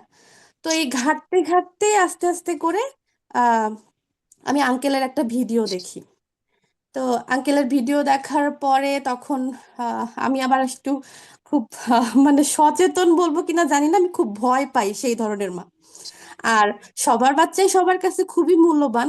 তো সেই ক্ষেত্রে আমার বাচ্চাটা আমার কাছে মনে হয় ওইরকমই কিছু, আকাশের চাঁদ হাতে যদি দিয়ে দেয়, তো এটাকে কোথায় রাখবো, কি করব, একটু বেশি যত্ন করতে গেলে চাঁদের উজ্জ্বলতা নষ্ট হয়ে যায় কিনা, এসব নিয়েও চিন্তা করতাম আমি। তো তখন একটু ভয়ে ভয়ে আঙ্কেলকে প্রথম আমি মেসেজ দেই। দেওয়ার পরে এই যে যেটা নাটকীয়তা বললাম আমি, দেওয়ার পরে আমি ঠিক 1-1.5 মাসের জন্য আবার গায়েব হয়ে যাই, কারণ আমি ভয় পাচ্ছিলাম যে আমি কি সঠিক পথে যাচ্ছি কিনা, ভালো করতে যে খারাপ করে আনতেছি কিনা, আহ এসব আর কি। তারপরে আবার মাঝখানে অনলাইনে আমি এটা ওটা দেখতে থাকি, অন্যান্য চিকিৎসা পদ্ধতি যেগুলো সেগুলো দেখতে থাকি। তো প্রত্যেকটাকে আমার খুব ভয়ঙ্কর বলে মনে হয় ভালো করতে যে আবার আমার বাচ্চাটাকে না অন্যরকম করে ফেলি। তো ভয় কাজ করতেছিল, যেটা আমি আমার হাজবেন্ডের সাথে প্রথমের দিকে কিছুই শেয়ার করিনি। তারপরে একদিন এরকম আবার 1 মাস পরে আবার আঙ্কেলকে আমি মেসেজ দিই দিয়ে আবার চুপ হয়ে যাই। তারপরে আমি এক সপ্তাহ পর আমার হাজবেন্ডকে সবকিছু জানাই যে এরকম এরকম আমি আগাতে চাচ্ছি, কিন্তু আমার সাহস হচ্ছে না। তারপরে আমার হাজবেন্ড সহ আঙ্কেলের আবার ভিডিও দেখা শুরু করি। তারপরে আমার এখন মনে আছে যে আঙ্কেলকে আমি আমার শেষ রাতে আহ ফোন দিয়েছিলাম। তখন আঙ্কেল বলছে যে ঠিক আছে, আমি কালকে আপনাদের সমস্ত কিছু ডিটেলস নিয়ে আপনাদের সাথে কথা বলবো। তখন আমরা দুজনে মিলে লাউডে আঙ্কেলের কথাগুলো খুব গভীর মনোযোগের সাথে শুনতেছিলাম, এবং আঙ্কেলের সাথে আমাদের যে প্রবলেম গুলো সবকিছু মিলে যাচ্ছিল। তো এইসব চিন্তা ভাবনা করেই তারপরের দিকে আমার বাচ্চার আসলে প্রথম যেই প্রবলেম গুলো সবার চোখে পড়ার মতো, অটিজম আসলে সবার চোখে পড়ার মতো সমস্যাটা শুধু মনে হয় মা বাবারাই প্রথম বুঝে, যারা একটু স্বাভাবিকভাবে অটিজমে ক্ষতিগ্রস্ত হয়। আমার বাচ্চা সব দিক দিয়ে স্বাভাবিক থাকার পরেও আমরা যেটা বুঝতে পারি সেটা হচ্ছে অন্যান্য বাচ্চার তুলনায় সে কথাবার্তার দিক দিয়ে খুবই পিছিয়ে ছিল। তারপরে ও যে একটা বুদ্ধি করে উত্তর দেওয়া, তারপর একটা কিছু অর্ডার ফলো করা, এসব ব্যাপারে খুবই, যার কারণে আমি ওকে খুব তাড়াতাড়ি প্রি স্কুলে দিয়ে দেই। মনে করতাম যে হয়তো এসবে দিলে হয়তো ও একটু উন্নতি হবে, কিন্তু ও যেই আর সেই ওরকমই। তারপরে যাক, আলহামদুলিল্লাহ আঙ্কেল আমাদের জীবনে আসে, আমরা শুরু করি আল্লাহর নাম নিয়ে। তো আমি প্রায় 1 বছর হয়ে গেছে আমার বাচ্চার ট্রিটমেন্ট আঙ্কেলের সাথে হচ্ছে। আলহামদুলিল্লাহ আমি অনেক স্যাটিসফাইড। আমার বাচ্চা এখন যেগুলো আগে কিছু ওয়ার্ড বলতো সে, মানে আঙ্কেলের সাথে দেখা হওয়ার আগে, এখন সে 2টা 3টা অনেক সময় সেন্টেন্সও বলে আমাকে। সব থেকে বড় যে মানে আমার প্রাপ্তিটা সেটা হচ্ছে, আমি আগে খুব এটা নিয়ে কান্না করতাম যে আমার বাচ্চা তার ফিলিংস গুলো আমার সাথে শেয়ার করতে পারছে না। হয়তো তার পেটে ব্যথা হচ্ছে, হয়তো তার ক্ষুধা লাগছে, হয়তো তার এটা চাই ওটা চাই, কিন্তু সে আমার সাথে শেয়ার করতে পারছে না। তো এখন আলহামদুলিল্লাহ সে আমাকে অনেক কিছুই শেয়ার করে, যে তার ফিলিংস, তার এখন হ্যাপি মুড, তার এখন স্যাড মুড। এখন আমি কান্না করলে সে দৌড় দিয়ে আসে, বলে মাম্মা স্যাড, মাম্মা স্যাড, আবার চোখের পানি মুছায় দেয়। তো ও হাংরি হইলে এখন আমাকে বলে হাংরি। তারপরে ও কি দেখবে, কোন চ্যানেল দেখবে, সেগুলো আমাকে বলে, যেটা আমি আশাও করি নাই কখনো হবে আমার বাচ্চার থেকে। তো এই আর কি, সব মিলিয়ে আলহামদুলিল্লাহ আমরা অনেক হ্যাপি। এবং আমরা আঙ্কেলের জন্য সারা দিন সারা রাত শুধু দোয়াই করি আঙ্কেল যেন আমাদের জীবনে ছায়ার মতো লেগে থাকে। যতদিন আমার ছেলে সম্পূর্ণভাবে সুস্থ না হয় ততদিন আপনি আমাদের উপরে থাকবেন ইনশাল্লাহ। আপনাকে আল্লাহ সুস্থ রাখুক সবকিছুতেই। এই আর কি। তো মানে এই আপনার আর কি। যদ্দূর প্রত্যাশা ছিল তার চেয়ে বেশি প্রাপ্তি। জি জি, আলহামদুলিল্লাহ, যা প্রত্যাশা ছিল তার থেকে বেশি হচ্ছে, ইনশাল্লাহ আরো বেশি হবে। আর কোনো সাইড এফেক্ট দেখেছিলেন কিনা কোনো না, সমস্যা আসলে মূলত এই সাইড এফেক্টের বেশি এই ঝোঁকটা, মানে আঙ্কেলের উপর আমাদের যে ঝোঁকটা কাজ করছে সেটার মূল কারণ হচ্ছে এই সাইড এফেক্ট। যখন বুঝতে পারছি যে এটার কোনো সাইড এফেক্ট হবে না, সেক্ষেত্রে আমরা এই জিনিসটার উপরে আরো বেশি আগ্রহ দেখাইছি আর কি। আমার কাছে কোনো প্রশ্ন আছে কিনা আপনার, সরাসরি কোনো, যদিও আগে অনেক প্রশ্ন প্রশ্ন করেছেন তো ওয়ান আমি টু ওয়ান। আঙ্কেলকে তো সারাদিনই প্রশ্নের উপরেই মনে হয় আমি একটু বেশি জ্বালাই আঙ্কেলকে। তো আমার প্রশ্ন হচ্ছে, আমাদের প্রথমে যে বোন আর যে ভাই করে গেছে আসলে ওইটাই আমাদের বাবা মার মনে যেই ভয়টা, সেটা হচ্ছে এই যে জিনিসটা, এটা তো আলহামদুলিল্লাহ অনেক বেশি ভালোর দিকে যাচ্ছে। এটা কি ভবিষ্যতে আবার দেখা দিবে কিনা, বা এটা পুরোপুরি ভালো হবে কিনা, এরকম কিছুই জানতে চাচ্ছি। আর নতুন বাবা মা যাদের উদ্দেশ্যে আমি কিছু বলতে চাচ্ছি জি সেটা জি। হচ্ছে, আমরা আসলে এসব ব্যাপারে আহ মানে মানতে আর কি, যে আমাদের সন্তানদের এই জিনিসটা আছে, এটা মানতে অনেক দেরি করে ফেলি, বুঝতে অনেক দেরি করে ফেলি। যেটা সময় থাকতে সঠিক চিকিৎসার দরকার, যেটা এখন আমি বুঝতে পারছি, কারণ আমি 3.5 বছরে শুরু করি। এখন আমি মাঝে মাঝে ফিল করি যে আমার 2-2.5 বছর থেকে শুরু করা উচিত ছিল। রাইট। তো সময় থাকতে সঠিক ব্যবস্থা করা উচিত। আসলে যেই যে আঙ্কেল বললো, যেই ফলে যেভাবে বীজ ঢালতে হয় বা যেই টাইমে যেই ফলন দরকার, তো আমাদের সময় অনুযায়ী সিদ্ধান্ত নিতে যাতে আমরা না ভুগি, দ্রুত এই ব্যাপারে সিদ্ধান্ত নেওয়া উচিত। আর এই তো আর কি, আমরা জি, চাই যে হ্যাঁ, অনেক অনেক অনেক সঠিক সময় ধন্যবাদ সঠিক আপনাকে। জি জি। জি। আমরা অটিজম গবেষক মোহাম্মদ জাহাঙ্গীরের কাছ থেকে শুনবো আপনার যে প্রশ্ন, এবং আরেকটা বিষয় যে ওর উপযুক্ত সময়ের কথাটা আমরা বলি, কিন্তু একজন অভিভাবক আসলে সেটা কিভাবে বুঝবে তার শিশু সন্তানটি যে অটিজমে আক্রান্ত? অনেকে একটু প্রচলিত থাকে যে একটু কেউ দেরিতে কথা বলে, অনেকে দেরিতে জি একটু জি জি এরকম একটা বিষয় থাকে। তো অটিজম যে অ্যাকচুয়ালি হয়ে গেছে বা অটিজম রয়েছে তার, সেই বিষয়টা কিভাবে বুঝবে? সবকিছু মিলে যদি একটু বলেন। জি, রোজা শিওর, আহমেদের এই বাচ্চাটিকে নিয়ে শুরু শিওর, করে সব শিওর। বিষয়গুলো। ইয়েস, মাই এই এই মাটি ভেরি ইনকুইজিটিভ। উনি সঙ্গত কারণে ওনাকে কোনো দোষ দেই না, কারণ আমি যে বলছি, এখন তো ধরেন এই 31 আর 4 35টা মা বাবা আসলো। এখন আমি বলতে পারি যে বাবা এদের কথাবার্তাগুলি শুনে আসো, কিন্তু যখন যে মাটা প্রথম এসেছিল আমার কাছে, তাকে আমার সবচেয়ে বেশি ধন্যবাদ। সে আমার কাছ থেকে আপনার কোনো কথাবার্তা পায় নাই, সে আমার কাছ থেকে কথা শুনেই চিকিৎসা নিয়েছে। লন্ডন, ইংল্যান্ডে একটা মা, I still like to thank এই মাটা।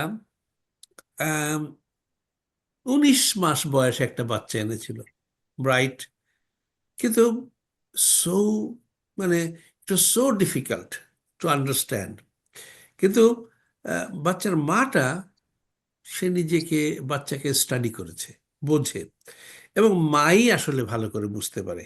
তো 19 মাস বয়সে আমি কিন্তু খুব আমার সিস্টার ইন লর ফ্রেন্ড, এবং খুব ইয়ের সাথে আমি ইন কনফিডেন্স যে এই বাচ্চাকে আমি পারবো। কিন্তু বাচ্চাটা বাচ্চাটি 60% প্রোগ্রেস করেছিল, অ্যাবসলিউটলি নন ভার্বাল। দি বয় চাইল্ড বিকেম ভার্বাল প্রায় 1.5 বছর চিকিৎসার পরে। তো এখন সেই বাচ্চাটির এখনকার তারা যোগাযোগ বিচ্ছিন্ন কেন তারা করেনি, পুরো বিষয়টা আমি সে প্রসঙ্গটিতে আসব না। এইটুকু বলবো যে অপূর্ব সম্ভাবনা। 2 থেকে 5-এর মধ্যে আমাদের নিউরোলজিক্যাল স্পেসে ডেভেলপমেন্ট ঘটে, নিউরোবায়োলজিক্যাল ডেভেলপমেন্ট। আপনি যদি গুগলকে জিজ্ঞেস করেন যে how much percentage of a child's brain structurally develops by the age of 5, Google আপনাকে বলে দেবে, মোস্ট রিসার্চ বলছে এটা 90% আর মোর। এখন আমার কাছে এই বিষয়টা খুব ইম্পর্টেন্ট মনে হয়েছে, যে যদি 90% তৈরি হয়ে যায় স্ট্রাকচারালি, তাহলে বাকি থাকে আর কতটুকু? তো এইটার উপর আমি জোর দিয়ে আমার গবেষণায় এগিয়েছি, কাজ শুরু করেছি, and I see very good results. তো ওই বাচ্চার মা বাবা বেসিক্যালি 15 মাস বয়সের থেকে বুঝতে পারে একটা বাচ্চাকে দেখলে, টিপিক্যাল বাচ্চা যারা দেখছে। এবং তারপরে আজকাল তো অনেক কিছু এসছে, প্রত্যেক মা বাবার, আপনাদের ইংল্যান্ডে 7 লক্ষ অটিস্টিক চাইল্ড, এখন 7 লক্ষ। আমেরিকার এক্সাক্ট স্ট্যাটিস্টিক্স নেই আমার কাছে, কিন্তু 36টা বাচ্চা, একটা বাচ্চা অটিস্টিক।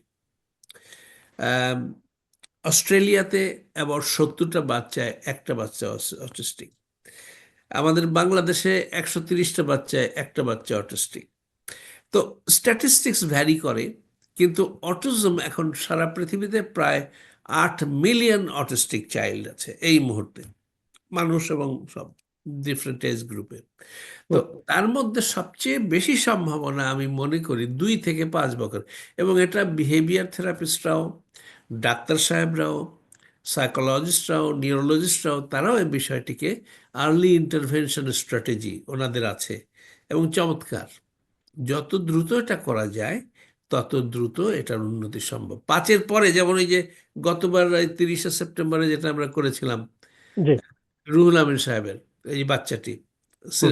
লন্ডন ক্যামব্রিজ টাউনে, ওই বাচ্চাটি আম, আপনার 7 বছর পরেও চমৎকার রেজাল্ট করেছে। নেভাদাতে একটি বাচ্চা আছে, সে 14 বছর বয়সে, 13.5 বছর বয়সে এসছে, and I did not want to take that case, but I had to. And in 3.5 years time বাচ্চাটি অনেক ডেভেলপ করেছে। এখন কিছু 5-এর উপরে, 6-এর উপরে, 7-এর উপরে, 9-এর উপরে বাচ্চা কিছু পাচ্ছি, এবং দে আর গিভিং গুড রেজাল্টস, কিন্তু ওখানে সময় লাগবে।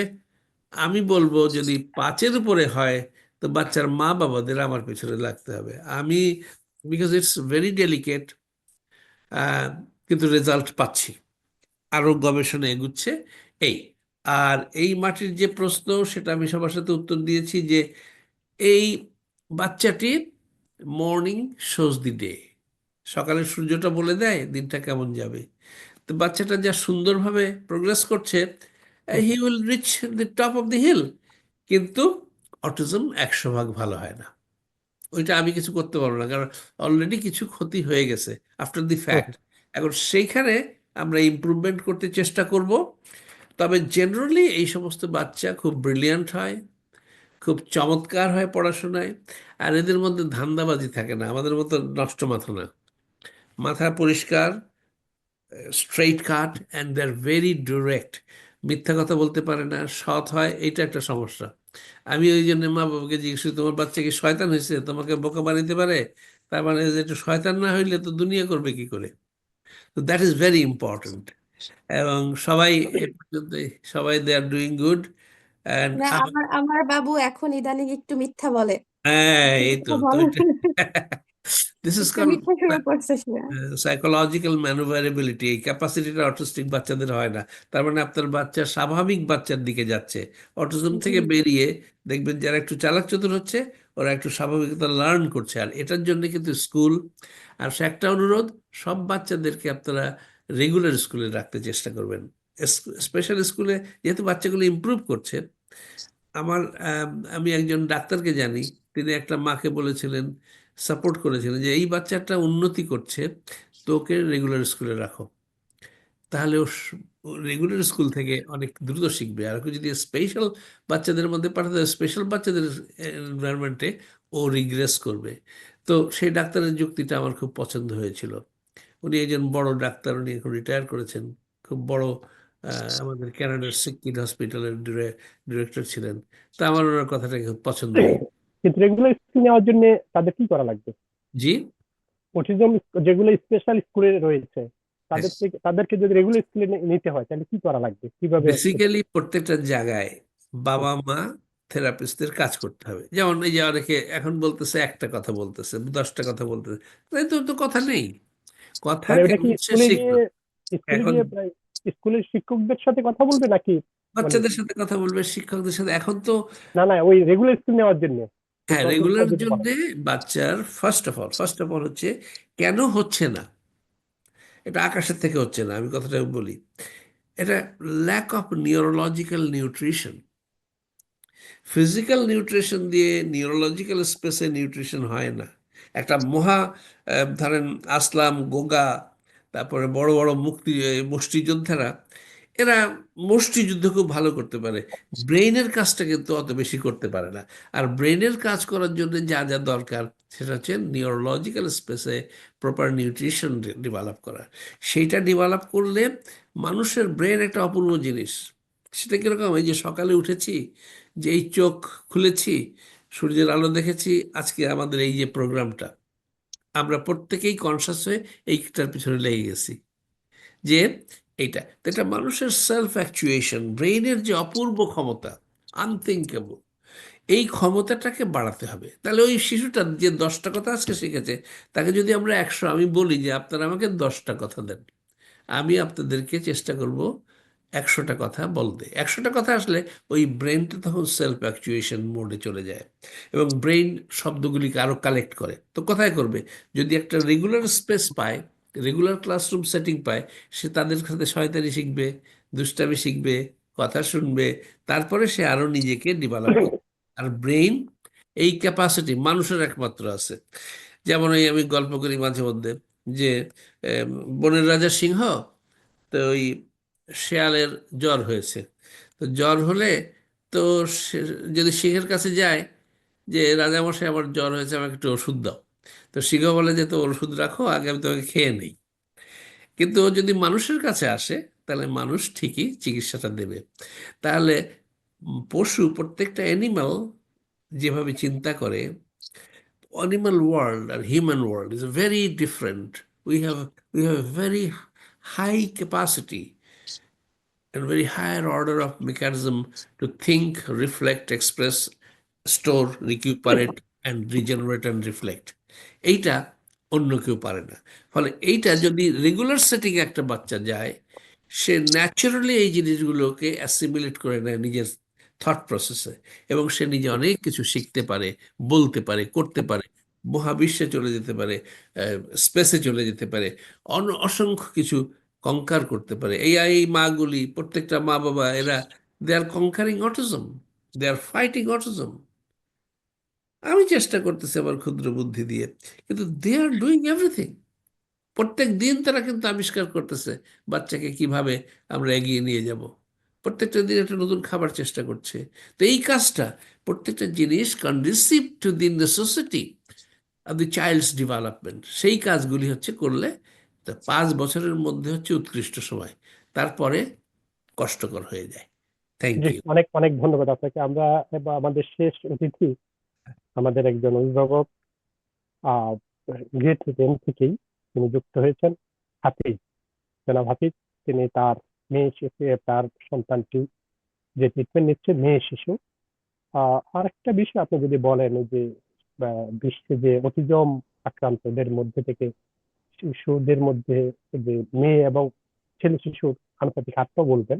কারণ আমরা যতগুলো প্রোগ্রাম করেছি এ পর্যন্ত, সেখানে মেয়ে শিশু খুবই কম ছিল।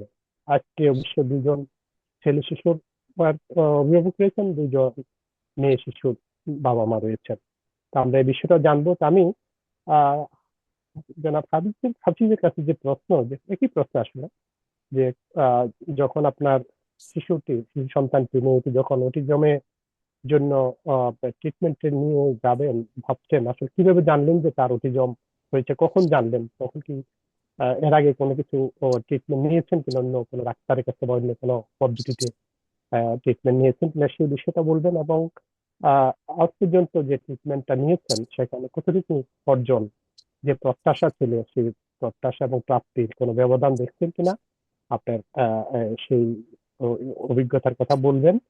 এবং কোনো সাইড এফেক্ট ছিল কিনা, আর হোমিওপ্যাথিক বা কেন আসলেন, এই বিষয়টা কিভাবে জানলেন যে হোমিওপ্যাথিক? তো অনেকে মনে করেন যে অত্যন্ত স্লো, অনেক সময় লাগে, আসলে কতটুকু হবে, অনেকে এরকম দ্বিধাদ্বন্দ্ব থাকে।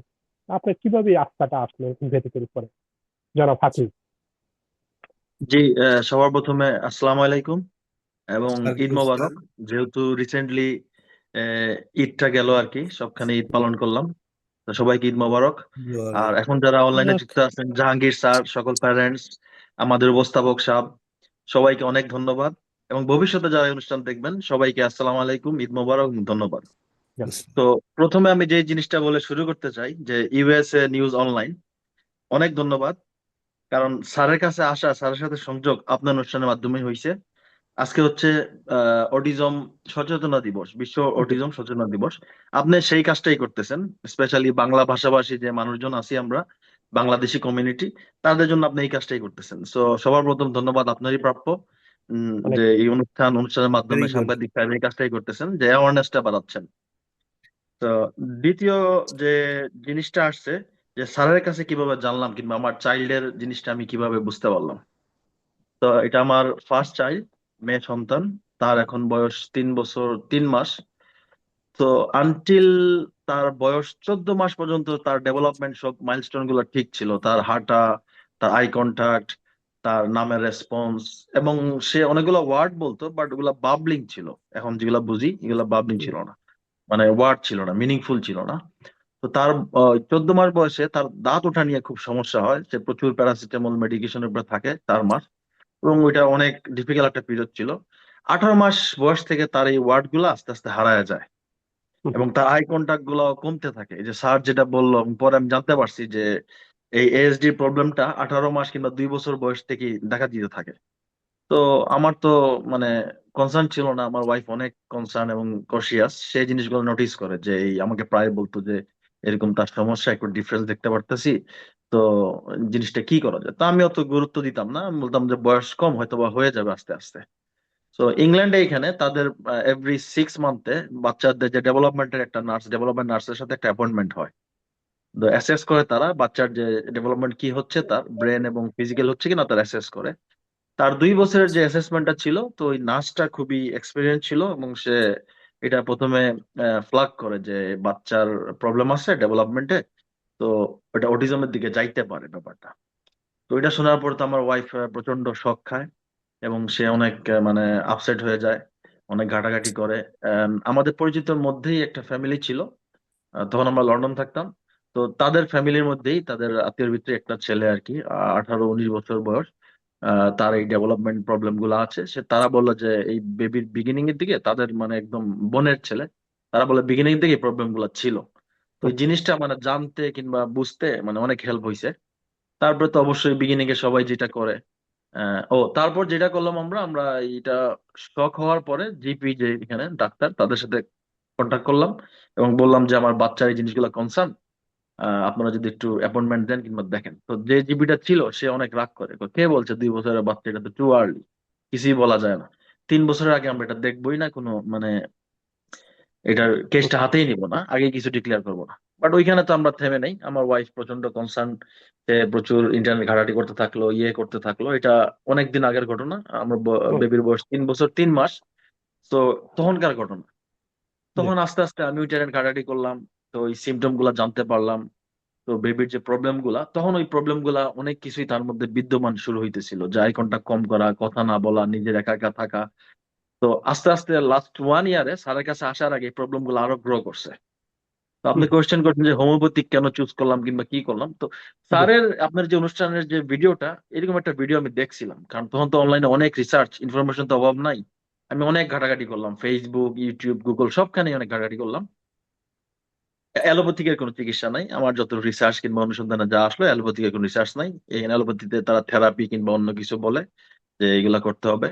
এবং এটা পাইতে হলে ওই যে ডাক্তার তো এটা স্বীকারই করলো না, এটা পাইতে হলে ইংল্যান্ডে এদের সিরিয়ালটা অনেক পরে আসে, তার অ্যাসেসমেন্ট, আমার বেবির অ্যাসেসমেন্টটা তারা 1 বছর নিয়ে নিছে, নেওয়ার পরে বলতেছে যে বেবির এএসডি তে আক্রান্ত। এখন হুম, আস্তে আস্তে এই যে তার স্পিচ থেরাপি ওই জিনিসগুলো আসতেছে, কিন্তু আজ প্যারেন্টস আমরা তো বসে থাকতে পারি না, আমাদের অনুসন্ধান এবং তার জন্য চেষ্টা ওই 1 বছর আগের থেকেই শুরু হয়ে গেছে। তো হুম, ওইটা করার পরে তো আমি স্যারের ভিডিও দেখলাম, আরো অনেকগুলা দেখলাম। ইন্ডিয়াতে অনেক ডাক্তার আছে যারা হোমিওপ্যাথি নিয়ে করে, হার্বাল নিয়ে করে, এবং নিউট্রিশনিস্ট খাবারের মাধ্যমে করে, বিভিন্ন ক্যাটাগরির মানে চিকিৎসাটা করে অনেকে অ্যাপ্রোচ নিয়ে। তো অনেক ইয়ে করার পরে তখন তো মাথা নষ্ট, মাথা খারাপ হওয়ার অবস্থা, কোনটা ডিসাইড করব। অনেক খোঁজ খবর পরে ইংল্যান্ডের একজন মানে উনিও মোটামুটি ভালোই বিখ্যাত, উনি নিউট্রিশনিস্ট, ফুডের মাধ্যমে, খাবারের মাধ্যমে, সাপ্লিমেন্ট মাধ্যমে এই স্পেশাল নিড বাচ্চাদেরকে উনি ট্রিটমেন্ট করায়। তো ওইটা ডিসিশন নিলাম যে ওইটাতে করব আমরা। তো যেহেতু এটা অনেক স্লো প্রসেস, জিনিসটা হঠাৎ করে হবে না, স্যারও বলে এবং এতদিন অভিজ্ঞতা দেখতেছি যে এটা লাইফ লং কন্ডিশন, এটা হুম, 100% রিকভারি হয় না, 90% হয়। তো আমাদের আশা ছিল যে হয়তো বা ওনার মাধ্যমে অনেক কিছু ইমপ্রুভমেন্ট আসবে। আমি ওনাকে কোনো ব্লেম দিচ্ছি না কিংবা অন্য কিছু করতেছি না, বাট ওনার সাথে 1 বছর ওনার এটা ইয়াটা ফলো করার পরে আমার বেবির যে প্রবলেম গুলা, ওগুলা উন্নতির দিকে যাইতেছিল না, দিন দিন আরো হুম, প্রবলেম গুলা, সিমটম গুলা আরো ওয়ার্স, খারাপের দিকে যাইতেছিল। তো ওইটা 1 বছর ওনার গাইডলাইন ফলো করি, ওনার ট্রিটমেন্ট নেই, বাট কোনো মানে রেজাল্ট পাচ্ছিলাম না সত্যি কথা। আরো তার জিনিসগুলা, তার ঘুমের সমস্যা, তার আই কন্টাক্ট কমতেছিল, তার ওয়ার্ড ছিল পুরোপুরি মানে জিরোর দিকে চলে গেছে, এবং সে একা একা খেলতেছে। তো অনেক মানে ওই প্রবলেম গুলো আরো প্রকট হইতেছিল। তো জিনিসটা আরো কনসার্ন হয়ে যায় যে জিনিসটা যে কি করা যায়। তখন হুম, আমি আস্তে আস্তে সময় নিয়ে ধরেন লিস্ট 2 মান্থ আমি আবার স্টাডি শুরু করি, সব ডাক্তারদের ভিডিও দেখি, সব কিছু করি, আরো খোঁজ খবর নিতে থাকি।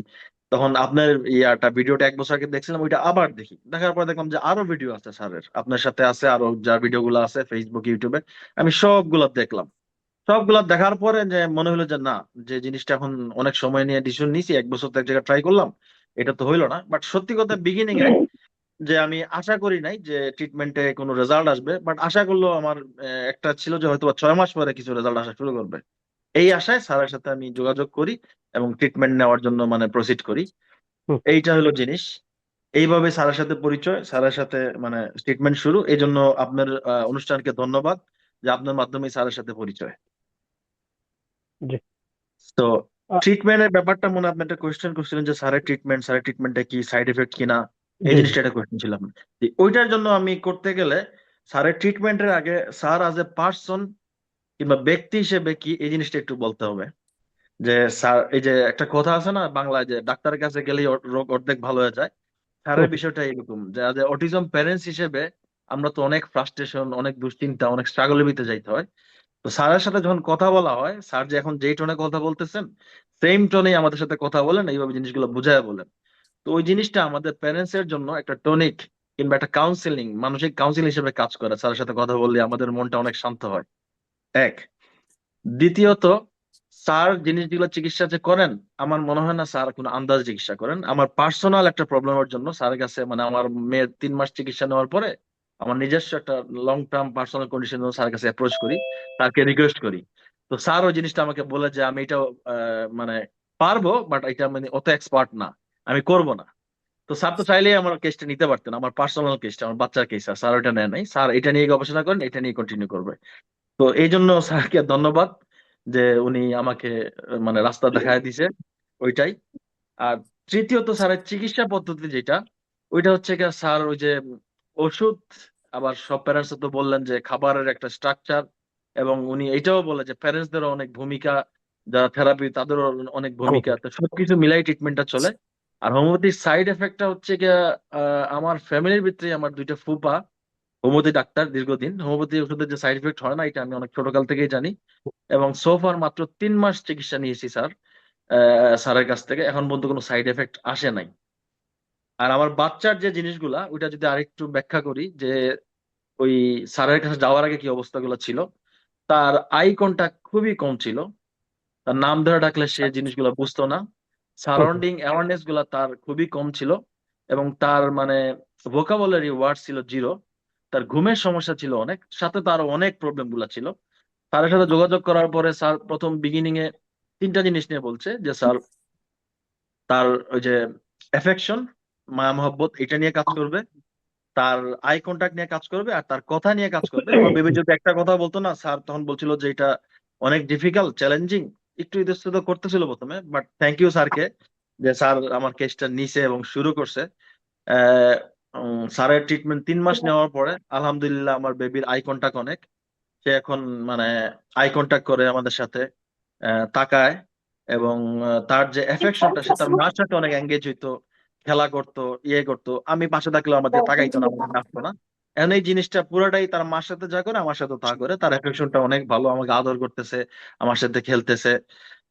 এই জিনিসটা সে করতেছে। অন্য চিলড্রেনের সাথে সে এখনো খেলা শুরু করে নাই, বাট অন্য চিলড্রেন যদি আসে তাদের দিকে তাকায়, তাকায় হাসে, একনলেজ করে। তাকে পার্কে নিয়ে গেলে সে পার্কের, আগে তো দৌড়ায় চলে যেত, তার কোনো খোঁজ খবর থাকতো না যে সে কোথায়, কি বাবা মা কোথায় আছে। এখন পার্কে গেলে, কিছু দূর গেলে সে একটু স্টপ করে, ব্যাক করে আমাদের কাছে আসে, আমাদের হাত ধরে নিয়ে যায়। এবং পার্কে গিয়ে কোনো খেলাধুলা করলে সে যদি খুশি হয়, তাহলে ওই জিনিসটা আমাদের সাথে শেয়ার করে, তাকায় আই কন্টাক্ট দেয়, হাসে। এবং ওয়ার্ডের ব্যাপারটা হচ্ছে, সে তো 0 ছিল, সে গত 3 মাসে 8-10টা আর কি ওয়ার্ড দিছে, যে মিনিংফুল, যে ওয়ার্ড গুলার মিনিং আছে। তো ওই জিনিসগুলা সে মানে ওয়ার্ড গুলা দিছে। তো আমাদের কনসার্ন ছিল সে আদৌ কথা বলতে পারবে কিনা, কারণ সে বলে নাই। তো এখন যে জিনিসটা, স্যারের ট্রিটমেন্ট নেওয়ার পরে আমার মেয়ে আলহামদুলিল্লাহ 8-10টা ওয়ার্ড আর কি তার মুখে ফুটছে আর কি। তো এইটাই আমার অভিজ্ঞতাটা আর কি শেয়ার করলাম। জি, অনেক ধন্যবাদ। ধন্যবাদ। প্রত্যাশা এবং প্রাপ্তির জায়গাটা যদি বলেন, যে প্রত্যাশা নিয়ে ওইটাই তো বললাম যে আশাকে 1 যুক্ত বছর হয়েছিলেন। একখানে ট্রিটমেন্ট ছিল, ওইখানে আমার কোনো মানে ইমপ্রুভমেন্টে আসে নাই, সিমটম গুলো অনেক ওয়ার্স ছিল।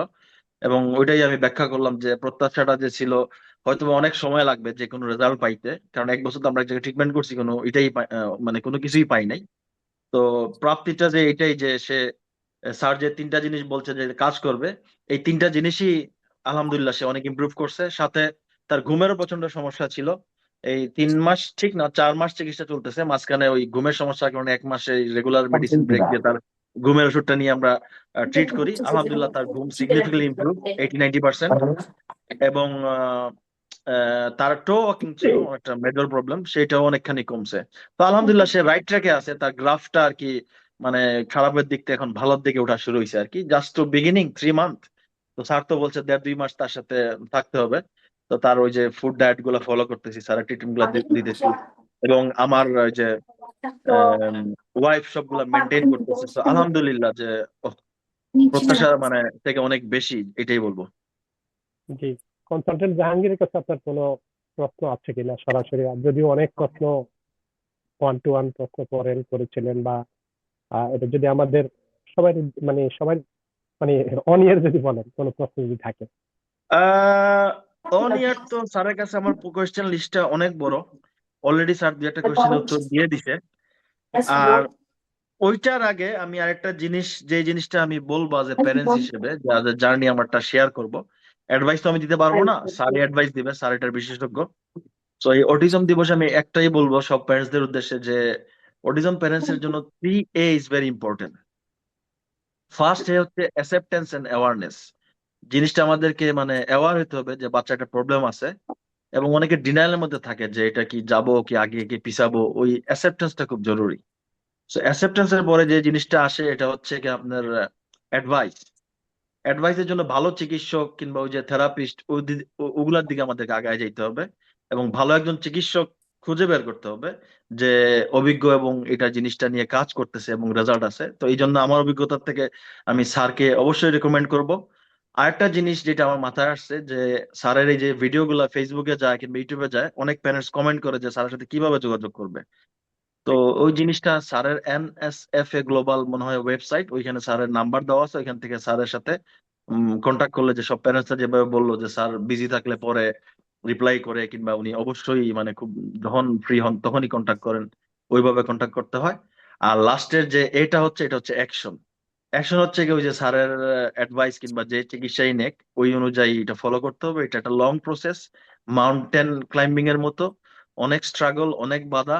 তো সব স্ট্রাগল, সব বাধা এগুলা জয় করতে হবে, ডিটারমাইন্ড থাকতে হবে, তাহলেই আস্তে আস্তে সাকসেসের দিকে আসবে।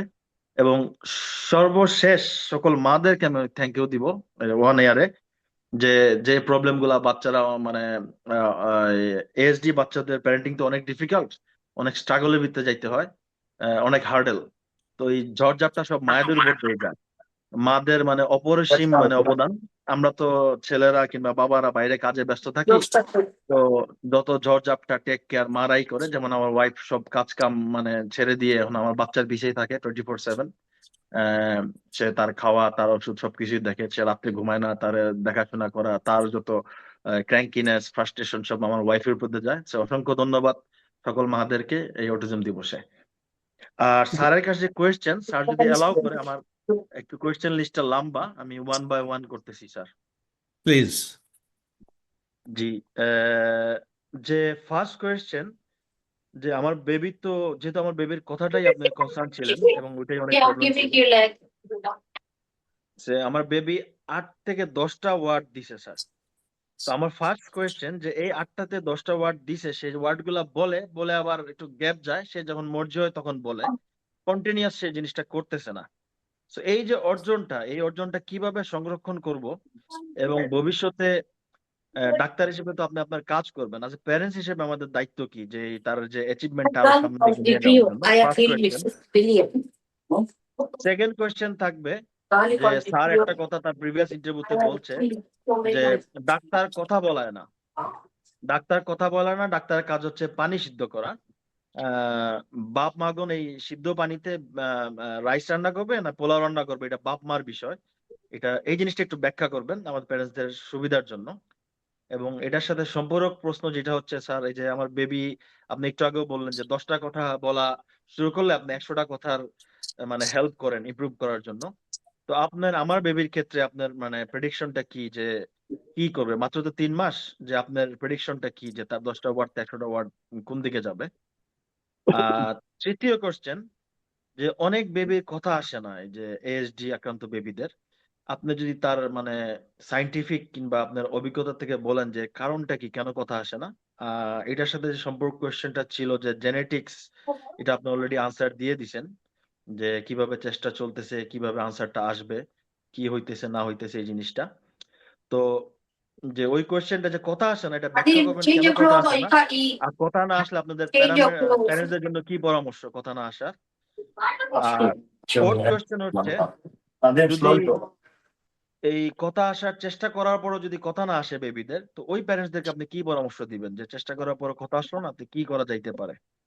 আর সামগ্রিকভাবে লাস্ট কোয়েশ্চেন যেটা, ভবিষ্যতে যদি কোনো অটিজম প্যারেন্টস, যেহেতু আপনি স্ট্যাটিস্টিক্স বললেন স্যার, যেটা দিন দিন বাড়তেছে, কোনো দেশে কম কোনো দেশে বেশি, তো প্যারেন্টসদের জন্য আপনি কি পরামর্শ থাকবে, যে তারা কি প্রিভেন্টিভ কিংবা কোনো মেজার আছে কিনা তারা নিতে পারে, যে এই জিনিসটা করলে হয়তো বা এটা মানে অ্যাভয়েড করা যাবে অটিজমের ইয়াটা। আর প্যারেন্টসদের যাতে না কথা বলার বিষয়টা নিয়ে দুশ্চিন্তা না করতে হয়, যদি এই বিষয়ে যদি আপনার কোনো পরামর্শ থাকে তাহলে স্যার একটু বলবেন প্লিজ। সরি, আমার জি, কোয়েশ্চেনের অনেক লিস্টটা অনেক লম্বা। অনেক ধন্যবাদ জনাব হাফিজকে। হ্যাঁ, আপনি হ্যাঁ, অনেকগুলো গুরুত্বপূর্ণ প্রশ্ন করেছেন, অবশ্যই আমরা জানবো। তো আমরা আসলে অনেকটা একবার শেষ পর্যায়ে জনাব জাহাঙ্গীর, আপনি সবাই কথা শুনেছেন এবং তাদের এর আগে যে তিনজনের বিষয়টা আপনি সরাসরি জবাবও দিয়েছেন, এবং সর্বশেষ যে হাফিজ সাহেবের যে প্রশ্ন সহ, এবং আমারও যদি আপনি বলেন আপনার কাছে যে আরো কি প্রশ্ন যোগ করে দিই, সেটা হলো যে আমি জি, বলেছিলাম যে অভিভাবকদের কাউন্সেলিং এর প্রয়োজন রয়েছে না, এবং আপনি বললেন যে তাদের বিশাল ভূমিকা, কিন্তু ভূমিকাটা নেওয়ার জন্য তাদেরকে তাদেরকে যে গাইডলাইন দেওয়া, তাদের যে কাউন্সেলিংটা করা, সেটাও সেটা আপনি কিভাবে মেনটেন করেন সেই বিষয়টা বলবেন। এবং আমরা আজকে শেষ পর্যায়ে যে অনুষ্ঠান অনেক লম্বা হয়ে গেছে, অনেক জটিল প্রশ্ন, মানে আসল বিষয়টা জটিল। যারা অভিভাবকরা রয়েছেন, যারা দর্শকরা রয়েছেন, তারা অবশ্যই যদি পুরো অনুষ্ঠানটা না শুনেন তাহলে কিন্তু ক্লিয়ার ধারণা পাওয়া হবে যাবে না। না। জি, এবং আমরা এই অনুষ্ঠানটা করছি, সেখানে কিন্তু আমাদের অনুষ্ঠান বাংলায় লেখা আছে যে আমাদের যে প্রফেসর মোহাম্মদ জাহাঙ্গীরের নাম, তার ফোন নাম্বার এবং তার যে ওয়েবসাইটটি রয়েছে, সেখানে সবকিছু ডিটেলস দেওয়া আছে। আপনি সেখান থেকেও নাম্বার নিয়ে, ইনফরমেশন নিয়ে তার সাথে যোগাযোগ করতে পারেন। তো আমরা সবকিছু মিলিয়ে যদি আজকে প্রোগ্রাম আপনি শেষ করবেন, ওভারঅলি সবকিছু বলে এবং হাফিজ সাহেব শুরু করে, এবং আপনি আজকে এই টোটাল বিষয় সুন্দর দিনটিতে অটিজম অটিজম সচেতনতা দিবস উপলক্ষে সবকিছু বলে শেষ করবেন জনাব মোহাম্মদ জাহাঙ্গীর। জি, thank you very much. And I thank all the parents, and specifically the last parent. He has got 5 categorical প্রশ্ন, এবং ওই প্রশ্নগুলি আমি রিপিট করব এবং উত্তর দিতে চেষ্টা করব। তো এই বাচ্চাটি, অর্থাৎ হাফিজ সাহেবের বাচ্চাটি, it was very very delicate, the whole thing spectrum. স্পেকট্রামটা হচ্ছে, সে ভালো ছিল, একটা স্টেজে এসে সে ডিকে করে যায়, ডিকে করতে করতে জিরোতে চলে আসে, জিরো ওয়ার্ডে চলে আসে। এখন দিস ইজ দি মানে অটিজম প্রপাগেশনের খুব একটা স্ট্যান্ডার্ড ফেনোমেনা। অর্থাৎ বাচ্চারা, এই বাচ্চাটি 15 থেকে 18 মাসের মধ্যে গট ইনফ্লিক্টেড বাই অটিজম, এবং এই যে এই ইনফ্লিকশনটা তাকে ডিকে করছে, এবং তার disability, regression of the neurological space, central nervous system, এটা খুব দ্রুত প্রপাগেট করে গেছে, এবং it was in a very difficult status. তো যাই হোক, what has happened, I act drastically. অনেক কিছুকে রিভার্স করানো সম্ভব হয়েছে, আবার অনেক কিছুকে হয় নাই। উনি একটা প্রশ্ন করেছেন, আমি সব বাবা মাদের বলি যে আপনারা যদি আমাকে 10টা কথা দিতে পারেন, কারণ পানি গরম করছি আমি, আর আপনারা করছেন ভাত রান্না করবেন না, পায়েস করবেন না, পোলাও করবেন না, বিরিয়ানি করবেন, এটা হচ্ছে আপনাদের কাজ। তা আপনারা আমাকে 10টা কথা দেন, 100টা কথা তো পাওয়া যাবে, 1000 কথাও পাওয়া যাবে। এখন ওই বাচ্চাটি প্রচণ্ড চেষ্টা করে বাবা মার 10-12টা কথা 3 মাসের মধ্যে বের করেছে, উইচ ইজ গ্রেট। এবং আমি বলছি যে the way I have organise the treatment plan, এই বাচ্চাটি কাজ করবে। এটা হচ্ছে প্রগনোসিস। কারণ আমরা তো প্রগনোসিসের উপরে, একটা প্রবাবিলিটির উপরে কাজ করি। কারণ এই মাথাটার যে সিচুয়েশন, সেটা কিন্তু খুবই ডিফিকাল্ট, খুব নেগেটিভ সার্কামস্টান্সেসে, অর্থাৎ প্রায় ডিসেবিলিটির কাছে চলে গেছিল। এই বাচ্চাটিকে 5 বছর বয়সে পেলে কিন্তু আমি এতখানি কিছু করতে পারতাম না, কিন্তু পেয়েছি প্রায় 3.5 3.5-এর কাছাকাছি। তা এখন it is working, and I hope, আমি তো এই জন্য বললাম it's a very challenging set of parents. আমি 1 বছর পরে, আগামী বছর ওয়ার্ল্ড অটিজম ডেতে আবার আপনাদের সাথে এক অ্যাপয়েন্টমেন্ট সেট থাকলো, এবং আমি সব মা বাবাদের বলি যে, কি বলি, যে তোমরা কিছু ছবি তুলে রাখো, the very first day we start treatment, and 2 বছর পরে ওইটা তোমরা মিলাবা তোমাদের বাচ্চাদের সাথে, যে দেখো what is the situation there, and this is where we are. তাহলে একটা পিকচার হয়ে গেল, এটাই তো প্রমাণ। প্রমাণ তো আর তো কোনো রাস্তা নেই। ডাক্তার সাহেবরা চিকিৎসা দেয়, আমরা অ্যান্টিবায়োটিক খাই, 7 দিন অ্যান্টিবায়োটিক খেয়ে একটা, তারপরে বেশ অ্যান্টিবায়োটিকের কষ্ট হয়, অ্যান্টিবায়োটিক একটু কষ্ট করে, কিন্তু বেশ ফুরফুরে লাগে, ভালো লাগে, আমরা রোগমুক্ত হয়ে গেছি। তো এই সব রোগেরই পদ্ধতি এই, যে যে ইমব্যালেন্সটা হয়েছিল, যে ডিরেঞ্জমেন্টটা হয়েছিল, সেটা সেট। এই যে গাড়ির স্টিয়ারিং, গাড়ি চালাচ্ছি, গাড়ি একটু বাঁকা করলেও কিন্তু সোজা চলে আসে, ন্যাচারাল টেন্ডেন্সি। তো শরীরেরও টেন্ডেন্সি, মাথারও টেন্ডেন্সি হচ্ছে সহজ চলা, সোজা চলা।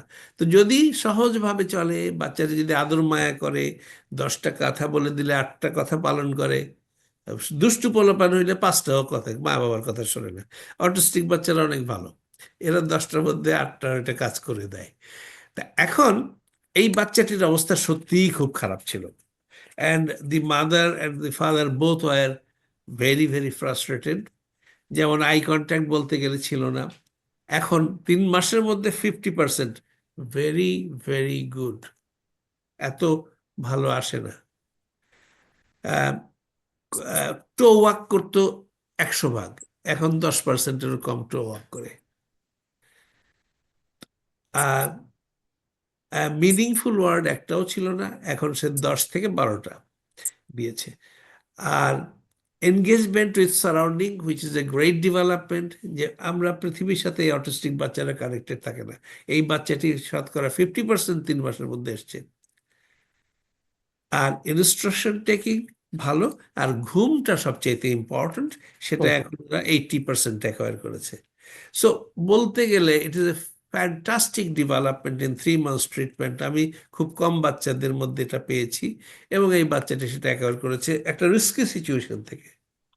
সো মাই পয়েন্ট ইজ, এই বাচ্চাটি, আমি ওই বাবাকে এই আশা দিচ্ছি যে মর্নিং শোজ দি ডে, অর্থাৎ সকালের সূর্যটা বলে দেয় কিভাবে আপনি সামনের দিকে তাকাবেন।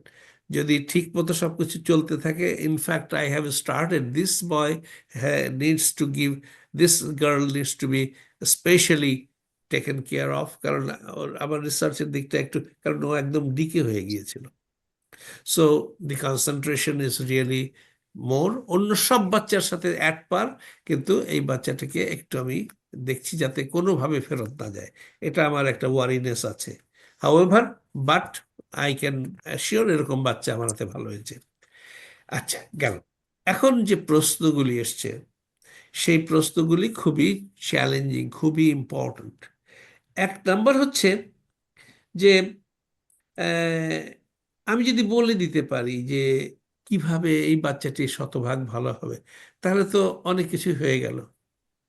হয় না, এটা খুবই, বলতে গেলে কঠিনতম একটা disability. It's the worst most disability at the human being can have. মানে হাত না থাকলে প্রস্থেটিক হাত লাগাই দিচ্ছে, দৌড়াচ্ছে, অলিম্পিক করছে, কিন্তু মাথা যদি ডিসেবল হয়ে যায় তাহলে হবে কি? তো মাথার ডিসেবিলিটি চিকিৎসা করা, এটা তো পাগলামি, I am doing something madness. আমার উপরে অনেকে বিরক্ত হয়ে যাচ্ছে, 2-3 জন বাবা মা আমার উপরে খুব বিরক্ত হয়েছে।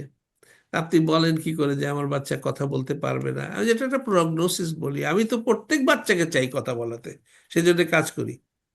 যেমন একটা বাচ্চা বাংলাদেশে 7 বছর পরে কথা দিয়েছে, চিঠি লিখেছে, যে আপনাদের ঠিকানা পত্রিকায় তার চিঠি ছাপিয়ে দিয়েছি, তো বলেছে। তো always in the Heine side, the aspiration from my side is to really make the child verbal. এখন ভার্বাল, এখনকার বাচ্চা ভার্বাল হয়ে গেলে সব হয়ে গেল? সরি, কাকাতুয়া পাখিও তো কথা বলে। তাহলে তার হিউম্যান লেভেলে ইন্টেলিজেন্স, হিউম্যান লেভেলের কনসিয়াসনেস, মানবিকতা, বোধ, কানেকশন উইথ দি ওয়ার্ল্ড, পৃথিবী, ইটস ভেরি কমপ্লিকেটেড। শুধু কথা বক বক করে বললে হলো? অনেক বাচ্চার বাবা মা এখন আমাকে বলে, আমার যে বাচ্চা বেশি কথা বলে, কথা কমিয়ে দাও। আর এই বাচ্চারা বলতেছে এখন 10টা কথা বলে, আর বলবে কিনা। তা আমি এখন যদি বলে দেই যে হ্যাঁ বাচ্চা কথা বলবে, এখন পরে 1.5 বছর পরে এসে বলবে যে বাচ্চার কথাটা কমায় দেন, এরকম ঘটনা আছে। তো কথা বিষয় নয়, বিষয়টা হচ্ছে মানবিক বুদ্ধি এবং ইমোশন। আমাদের যে আবেগ, মানুষ হিসাবে আমাদের আবেগ, বুদ্ধি এবং চিন্তা ভাবনার বিকাশ এবং জীবন পরিচালনা করার সমস্ত ক্ষমতা, একটা হচ্ছে লার্নিং স্কিলস আর একটা হচ্ছে লাইফ স্কিলস।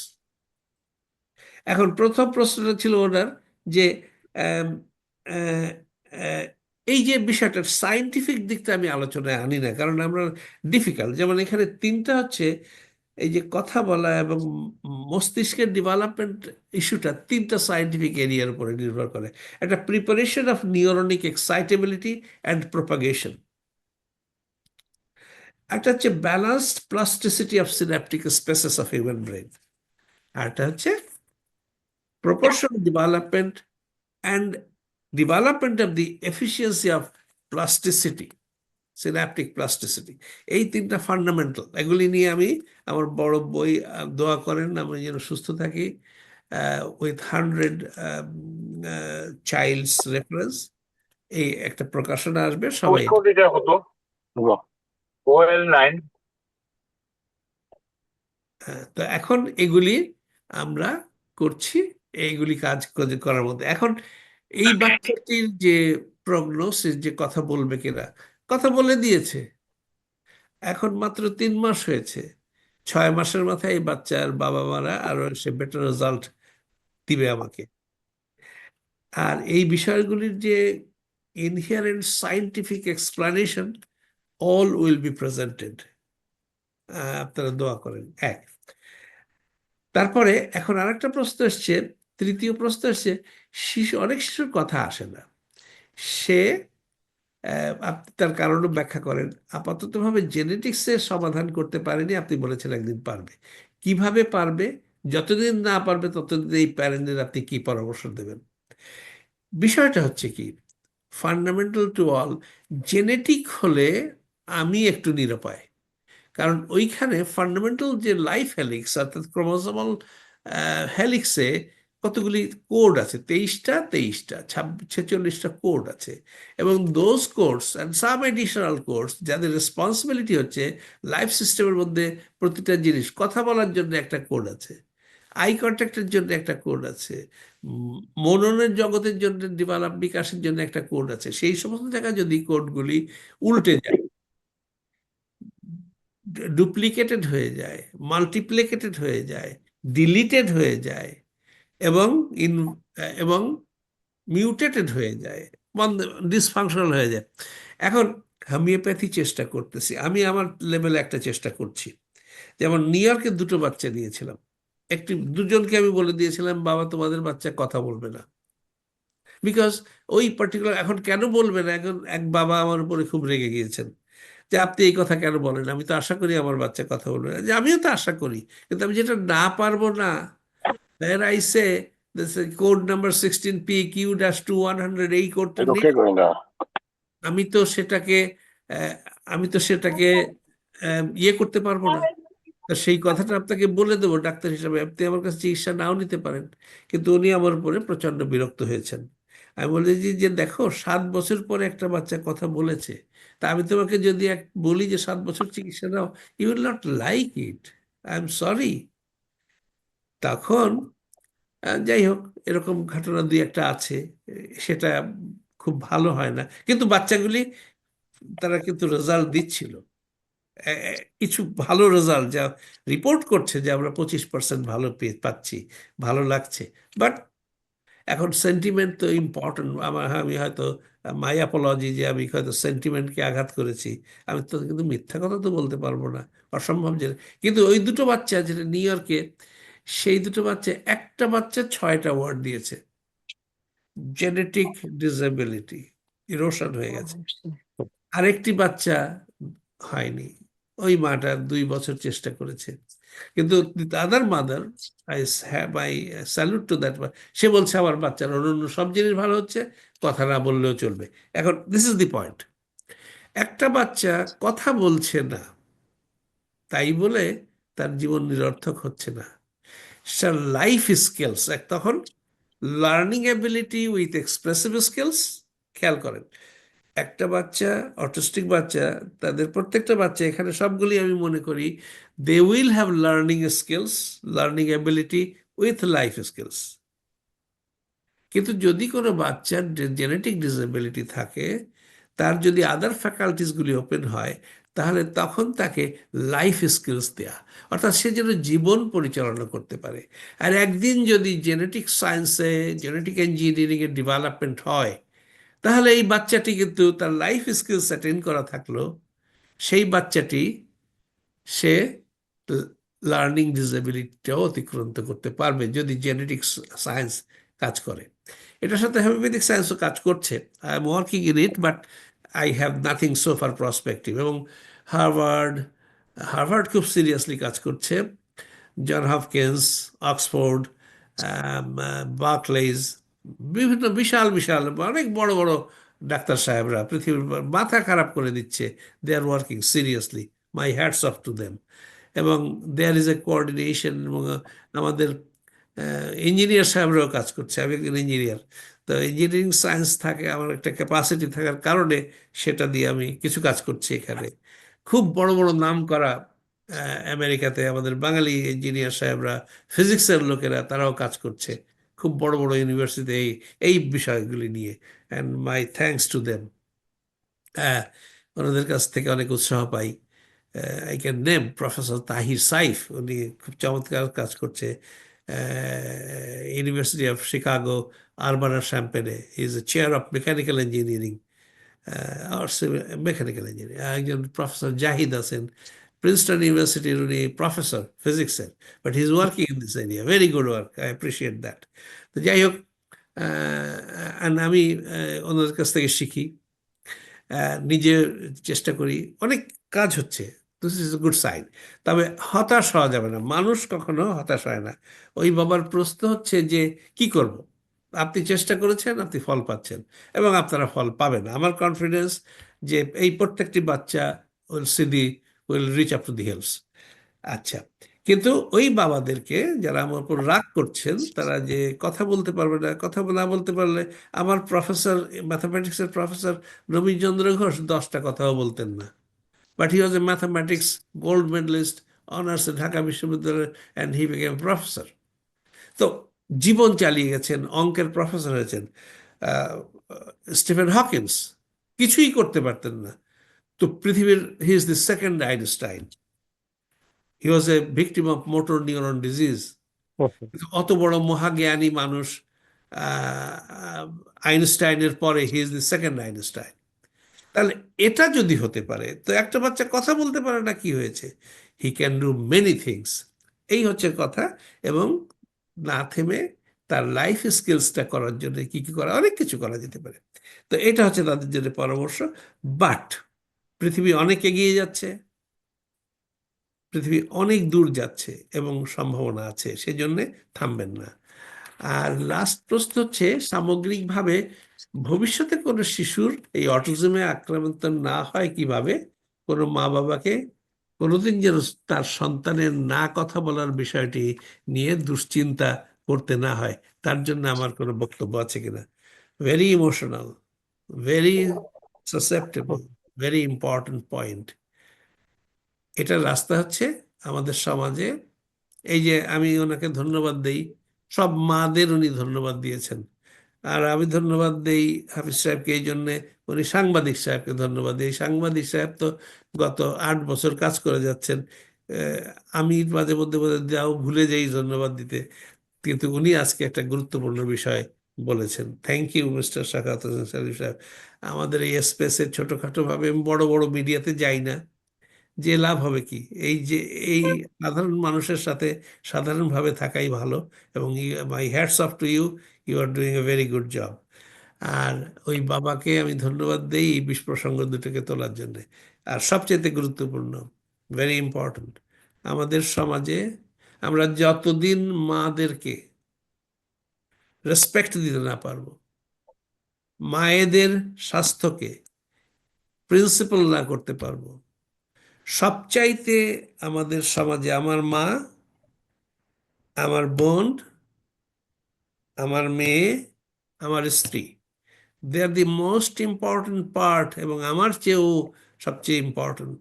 তাহলেই আমাদের সন্তানেরা সুস্থ হবে। তাদের স্বাস্থ্য, তাদের প্রসূতিকালীন যে সময়ের যে স্বাস্থ্য, তাদের সমস্ত শরীরকে আমাদের চেয়েও চমৎকার করে যতক্ষণ না রাখতেছি, তাদেরকে ভ্যালু না দিচ্ছি, তাদেরকে সুন্দরভাবে সাপোর্ট না দিচ্ছি, ততদিন পর্যন্ত এই সমাজে, কারণ আমি একটা মায়ের রক্ত মাংস খেয়ে তারপরে জগতে জন্ম নিয়েছি।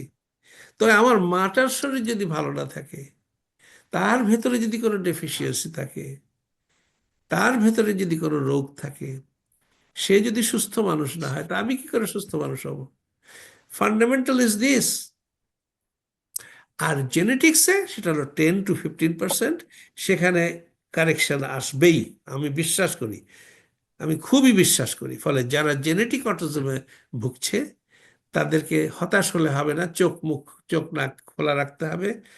আমি কাজ করছি, এই সমস্ত জিনিসকে সামারাইজ করে একটা জায়গা করে এনে দিচ্ছি। কোথা থেকে দেখতে হবে সেটা আমি হোপফুলি পাবলিকেশনে নিয়ে আসব। আপনাদেরকে আমি তবে এইটুকু বলে রাখি যে আমাদের সমাজে মাদেরকে, মেয়েদেরকে, আমাদের কন্যা, আমাদের মা, আমাদের বোন, আমাদের স্ত্রী, আমরা যদি এদেরকে সঠিকভাবে ভ্যালু না দেই, সঠিকভাবে তাদের পরিচর্যা না করি, তারা নিজেদের পরিচর্যা না করে, তাদেরকে কোনো রকম সাইকোলজিক্যাল, ফিজিক্যাল, নিউট্রিশনাল সাবজুগেশনে আনা যাবে না। সবচাইতে উত্তম সার্ভিস তাদেরকে দিতে হবে, ভালো রাখতে হবে, তাহলেই আপনাদের সন্তানেরা ভালো হবে। This is fundamental.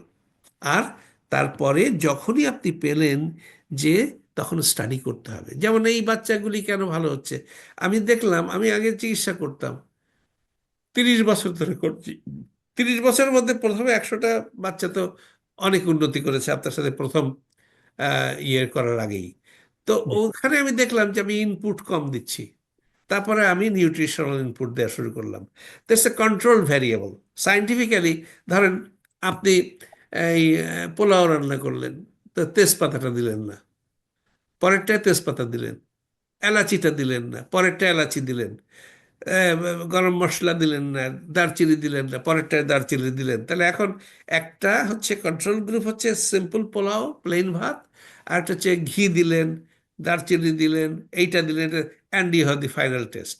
তা এখন আমি আমার চিকিৎসার মধ্যে প্রথমে আমি নিউট্রিশনাল ইনপুটটা শুরু করি নাই। 30 বছর আগে যেগুলো শুরু করেছি, কিছু কিছু কাজ পেয়েছি, অনেক কাজ সাস্টেইন করেনি। কিন্তু আস্তে আস্তে যখন আমি নিউট্রিশনাল ইনপুট দিলাম, খুব সিলেক্টিভ, তখন আস্তে আস্তে দেখা গেল যে আরে পোলাও তো সুন্দর হয়, কাচ্চি বিরিয়ানি হয়ে যাচ্ছে, চমৎকার হচ্ছে, বাচ্চারা দুষ্টামি করতেছে, মাদের খুশি করতেছে। তাহলে this is getting a comprehensive. তো বিষয়টা হচ্ছে কি, বাচ্চাদেরকে এখন এই যে কিভাবে পার্মানেন্ট করতে হবে, বাচ্চার কথা যেগুলি বেরিয়ে গেছে এগুলি থাকবে, আরো বাড়বে, সেটা হচ্ছে এই যে এটা হলো মায়ের কাজ। এটা আমি কি করবো? আমি হেল্পলেস, আমি তো আপনাদের রান্নাঘরে যেয়ে বসতে পারি না, আমি বলতে পারি। তা আপনারা যদি সব দিক থেকে, আপনাদেরকেই ডাক্তার হতে হবে। অটিস্টিক বাচ্চার মা হওয়া মানে ডাক্তার হওয়া।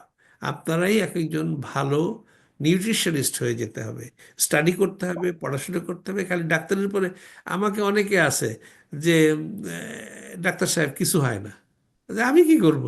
আমি তো আপনার বাচ্চাকে ভালো করার জন্য চিকিৎসা দিচ্ছি, আরেকজনের মাকে ভালো করার। তা আরেকজন ভালো হচ্ছে, আপনারটা ভালো হচ্ছে না, তো এটা আপনাকে খুঁজে দেখতে হবে প্লিজ। অনেকে আমাকে ব্লেম করেন, মানে ব্লেমের পার্সেন্টেজটা কমে আসতেছে এখন, বেশিরভাগই ভালো রিপোর্ট পাচ্ছি। কিন্তু ব্লেম করতেছে যারা, তারা বলতেছে এইটা হয় না, ওইটা হয় না। যে 5 বছর নিচে বয়স হইতে এনেছিলে, এখন অনেকে আমার উপর রাগ হয়। আমি 5-এর উপরে গেলে খোদার উপরে কি খুদকারি করা যায়? 90% জিনিস তৈরি হয়ে গেছে, তারপরেও অনেক বাচ্চা, আমি যতগুলি বাচ্চা আমি পাচ্ছি, তারা অনেকখানি উন্নতি করে যাচ্ছে। যেমন রুহুল আলম সাহেবের বাচ্চা, এই যে নেভাদার বাচ্চা, আরো এখন আমার 4-5টা বাচ্চা এসছে 5-এর উপরে। তো অনেক সময় হয়েছে, আপনাদের আসলে সময় দিয়েছেন। প্রত্যেকটা সেকশন করে করে আমরা এগুলিকে ইয়ে করব। প্রশ্নগুলিও চমৎকার, জি। মা বাবারা চমৎকার। আমি আসলে আই এম থ্যাঙ্কফুল যে আমি আপনাদের সবাইকে স্যাটিসফাই করতে পারছি, চেষ্টা করতে পারছি অন্তত। আর সাংবাদিক সাহেবকে ধন্যবাদ। আর যে কারো যদি কোনো কোয়েশ্চেন না থাকে, we G. Can today, but it is a very productive. আপনার 35 নাম্বার হলো স্যাম্পল। যত বাড়ানো যান আমার কনফিডেন্স লেভেলটা হচ্ছে, এটা হচ্ছে সেন্ট্রাল লিমিট থিওরেম বলে মডার্ন স্ট্যাটিস্টিক্সে একটা তত্ত্ব আছে। তা আমাকে তারা বলে দিয়েছে তুমি 30টা হয়ে গেলে কিন্তু তুমি যাতে হয়ে গুড, কিন্তু আমি এখন বাড়াই যাচ্ছি, তার কনফিডেন্স লেভেলটা আমার বাড়াচ্ছি। এবং আপনাদের সহযোগিতার জন্য অসংখ্য অসংখ্য ধন্যবাদ। সব মা বাবারা চেষ্টা করলে সব কিছু আমরা করতে পারবো। আপনারা সবাই চেষ্টা করবেন এবং আল্লাহর উপর নির্ভর করবেন। আহ, নিশ্চয়ই আপনারা সবাই উত্তরণ হবে। এবং হাফিজ সাহেব, not to worry, no one in this set, not to worry. Thank you sir, আপনাকেও থ্যাংক ইউ। Thank you. জি, অনেক অনেক অনেক ধন্যবাদ ধন্যবাদ মুশফিকা, সানি রহমান, রোজা আহমেদ এবং হাফিজকে আপনারা অত্যন্ত মূল্যবান সময় দেওয়ার জন্য, এবং বিশেষ করে আমাদের আজকের যে প্রধান, যিনি আমাদের এই অটিজম নিয়ে কাজ করছেন দীর্ঘ, তার আহ, জীবনের অনেকটা অংশ তার এই মানে এখন এই বয়সে অনেক অসুস্থতা নিয়েও তিনি যেভাবে সময় দিচ্ছেন, গবেষণা নিতে থাকছেন, তাকে যখনই কল দিই, যখনই কথা হয়, তার এই নিয়ে সবসময় একটা স্বপ্ন, ধ্যান ধারণা, এটা একবার নেশা হয়ে গেছে তার জন্য, যে কিভাবে অটিজম আক্রান্ত সারা বিশ্বের শিশুদেরকে স্বাভাবিক জীবনে নিয়ে আসা যায়। তিনি সেই স্বপ্নে সবসময় বিভোর থাকেন, তিনি কাজ করছেন, গবেষণা করছেন, এবং আশা করি তার স্বপ্ন অনেকটাই সফলতার পথে। কারণ আমরা অনেকগুলো পর্বে, অনেক অভিভাবক যেভাবে বলেছেন, আজকে যেভাবে বলেছেন, আসলে এটা অত্যন্ত আশাব্যঞ্জক যে এই জটিল রোগটি, যে রোগটি আসলে বলা হয় যে কোনো ট্রিটমেন্ট নেই, কিন্তু তিনি সেটা প্রমাণ করে দিচ্ছেন যে না, ট্রিটমেন্ট আছে। এবং থ্যাংক ইউ। এই যে একটা অসম্মুখে সম্মুখ করে চলেছেন, এর জন্য আপনাকে অনেক ধন্যবাদ। দর্শক, আপনারা যারা আমাদের আজকের এই অনুষ্ঠান দেখছেন, আপনাদেরকে অসংখ্য ধন্যবাদ। আপনারা এই বিষয়গুলো সবাইকে জানানোর চেষ্টা করবেন, কারণ উনি তো যে একটা পরিসংখ্যান দিয়েছেন যে সারা বিশ্বে অটিজমের যে ভয়াবহতা, সেই বিষয়টিকে সামনে, আজকে যে সচেতনতা যে দিবসটি, সেই দিবসকে সামনে নিয়ে আমরা যে প্রোগ্রামটি করেছি, আশা করি যারা শুনবেন, যারা শুনেছেন, যারা শুনবেন, উপকৃত হবেন। আপনারা চেষ্টা করবেন এই ইউএসসি যে অনলাইন আপনারা সবাইকে শেয়ার করবেন, এবং পাশাপাশি নিউজ 24 ইউএসও আমরা এই প্রোগ্রামটি একই সাথে সম্প্রচার করেছি, এবং আমেরিকা বাংলা নিউজ 24ও করেছি। অসংখ্য দর্শক ইতিমধ্যে দেখেছেন, আপনাদেরকে অসংখ্য ধন্যবাদ। যারা শেয়ার করেছেন, যারা দেখেছেন ধৈর্য সহকারে, আপনাদেরকে ধন্যবাদ। এবং আজকের এই বিশেষ করে আবারও জনাব মোহাম্মদ জাহাঙ্গীরকে ধন্যবাদ দিয়ে, অভিভাবককে ধন্যবাদ দিয়ে আমরা শেষ করবো। দর্শক, আপনারা ভালো থাকবেন, সুস্থ থাকবেন, নিরাপদ থাকবেন। অসংখ্য আপনাদের ধন্যবাদ। সবাইকে ধন্যবাদ। Thank you very much. Thank you. Thank you sir, thank you sir. আসসালামু আলাইকুম স্যার। Thank you. আসসালামু আলাইকুম।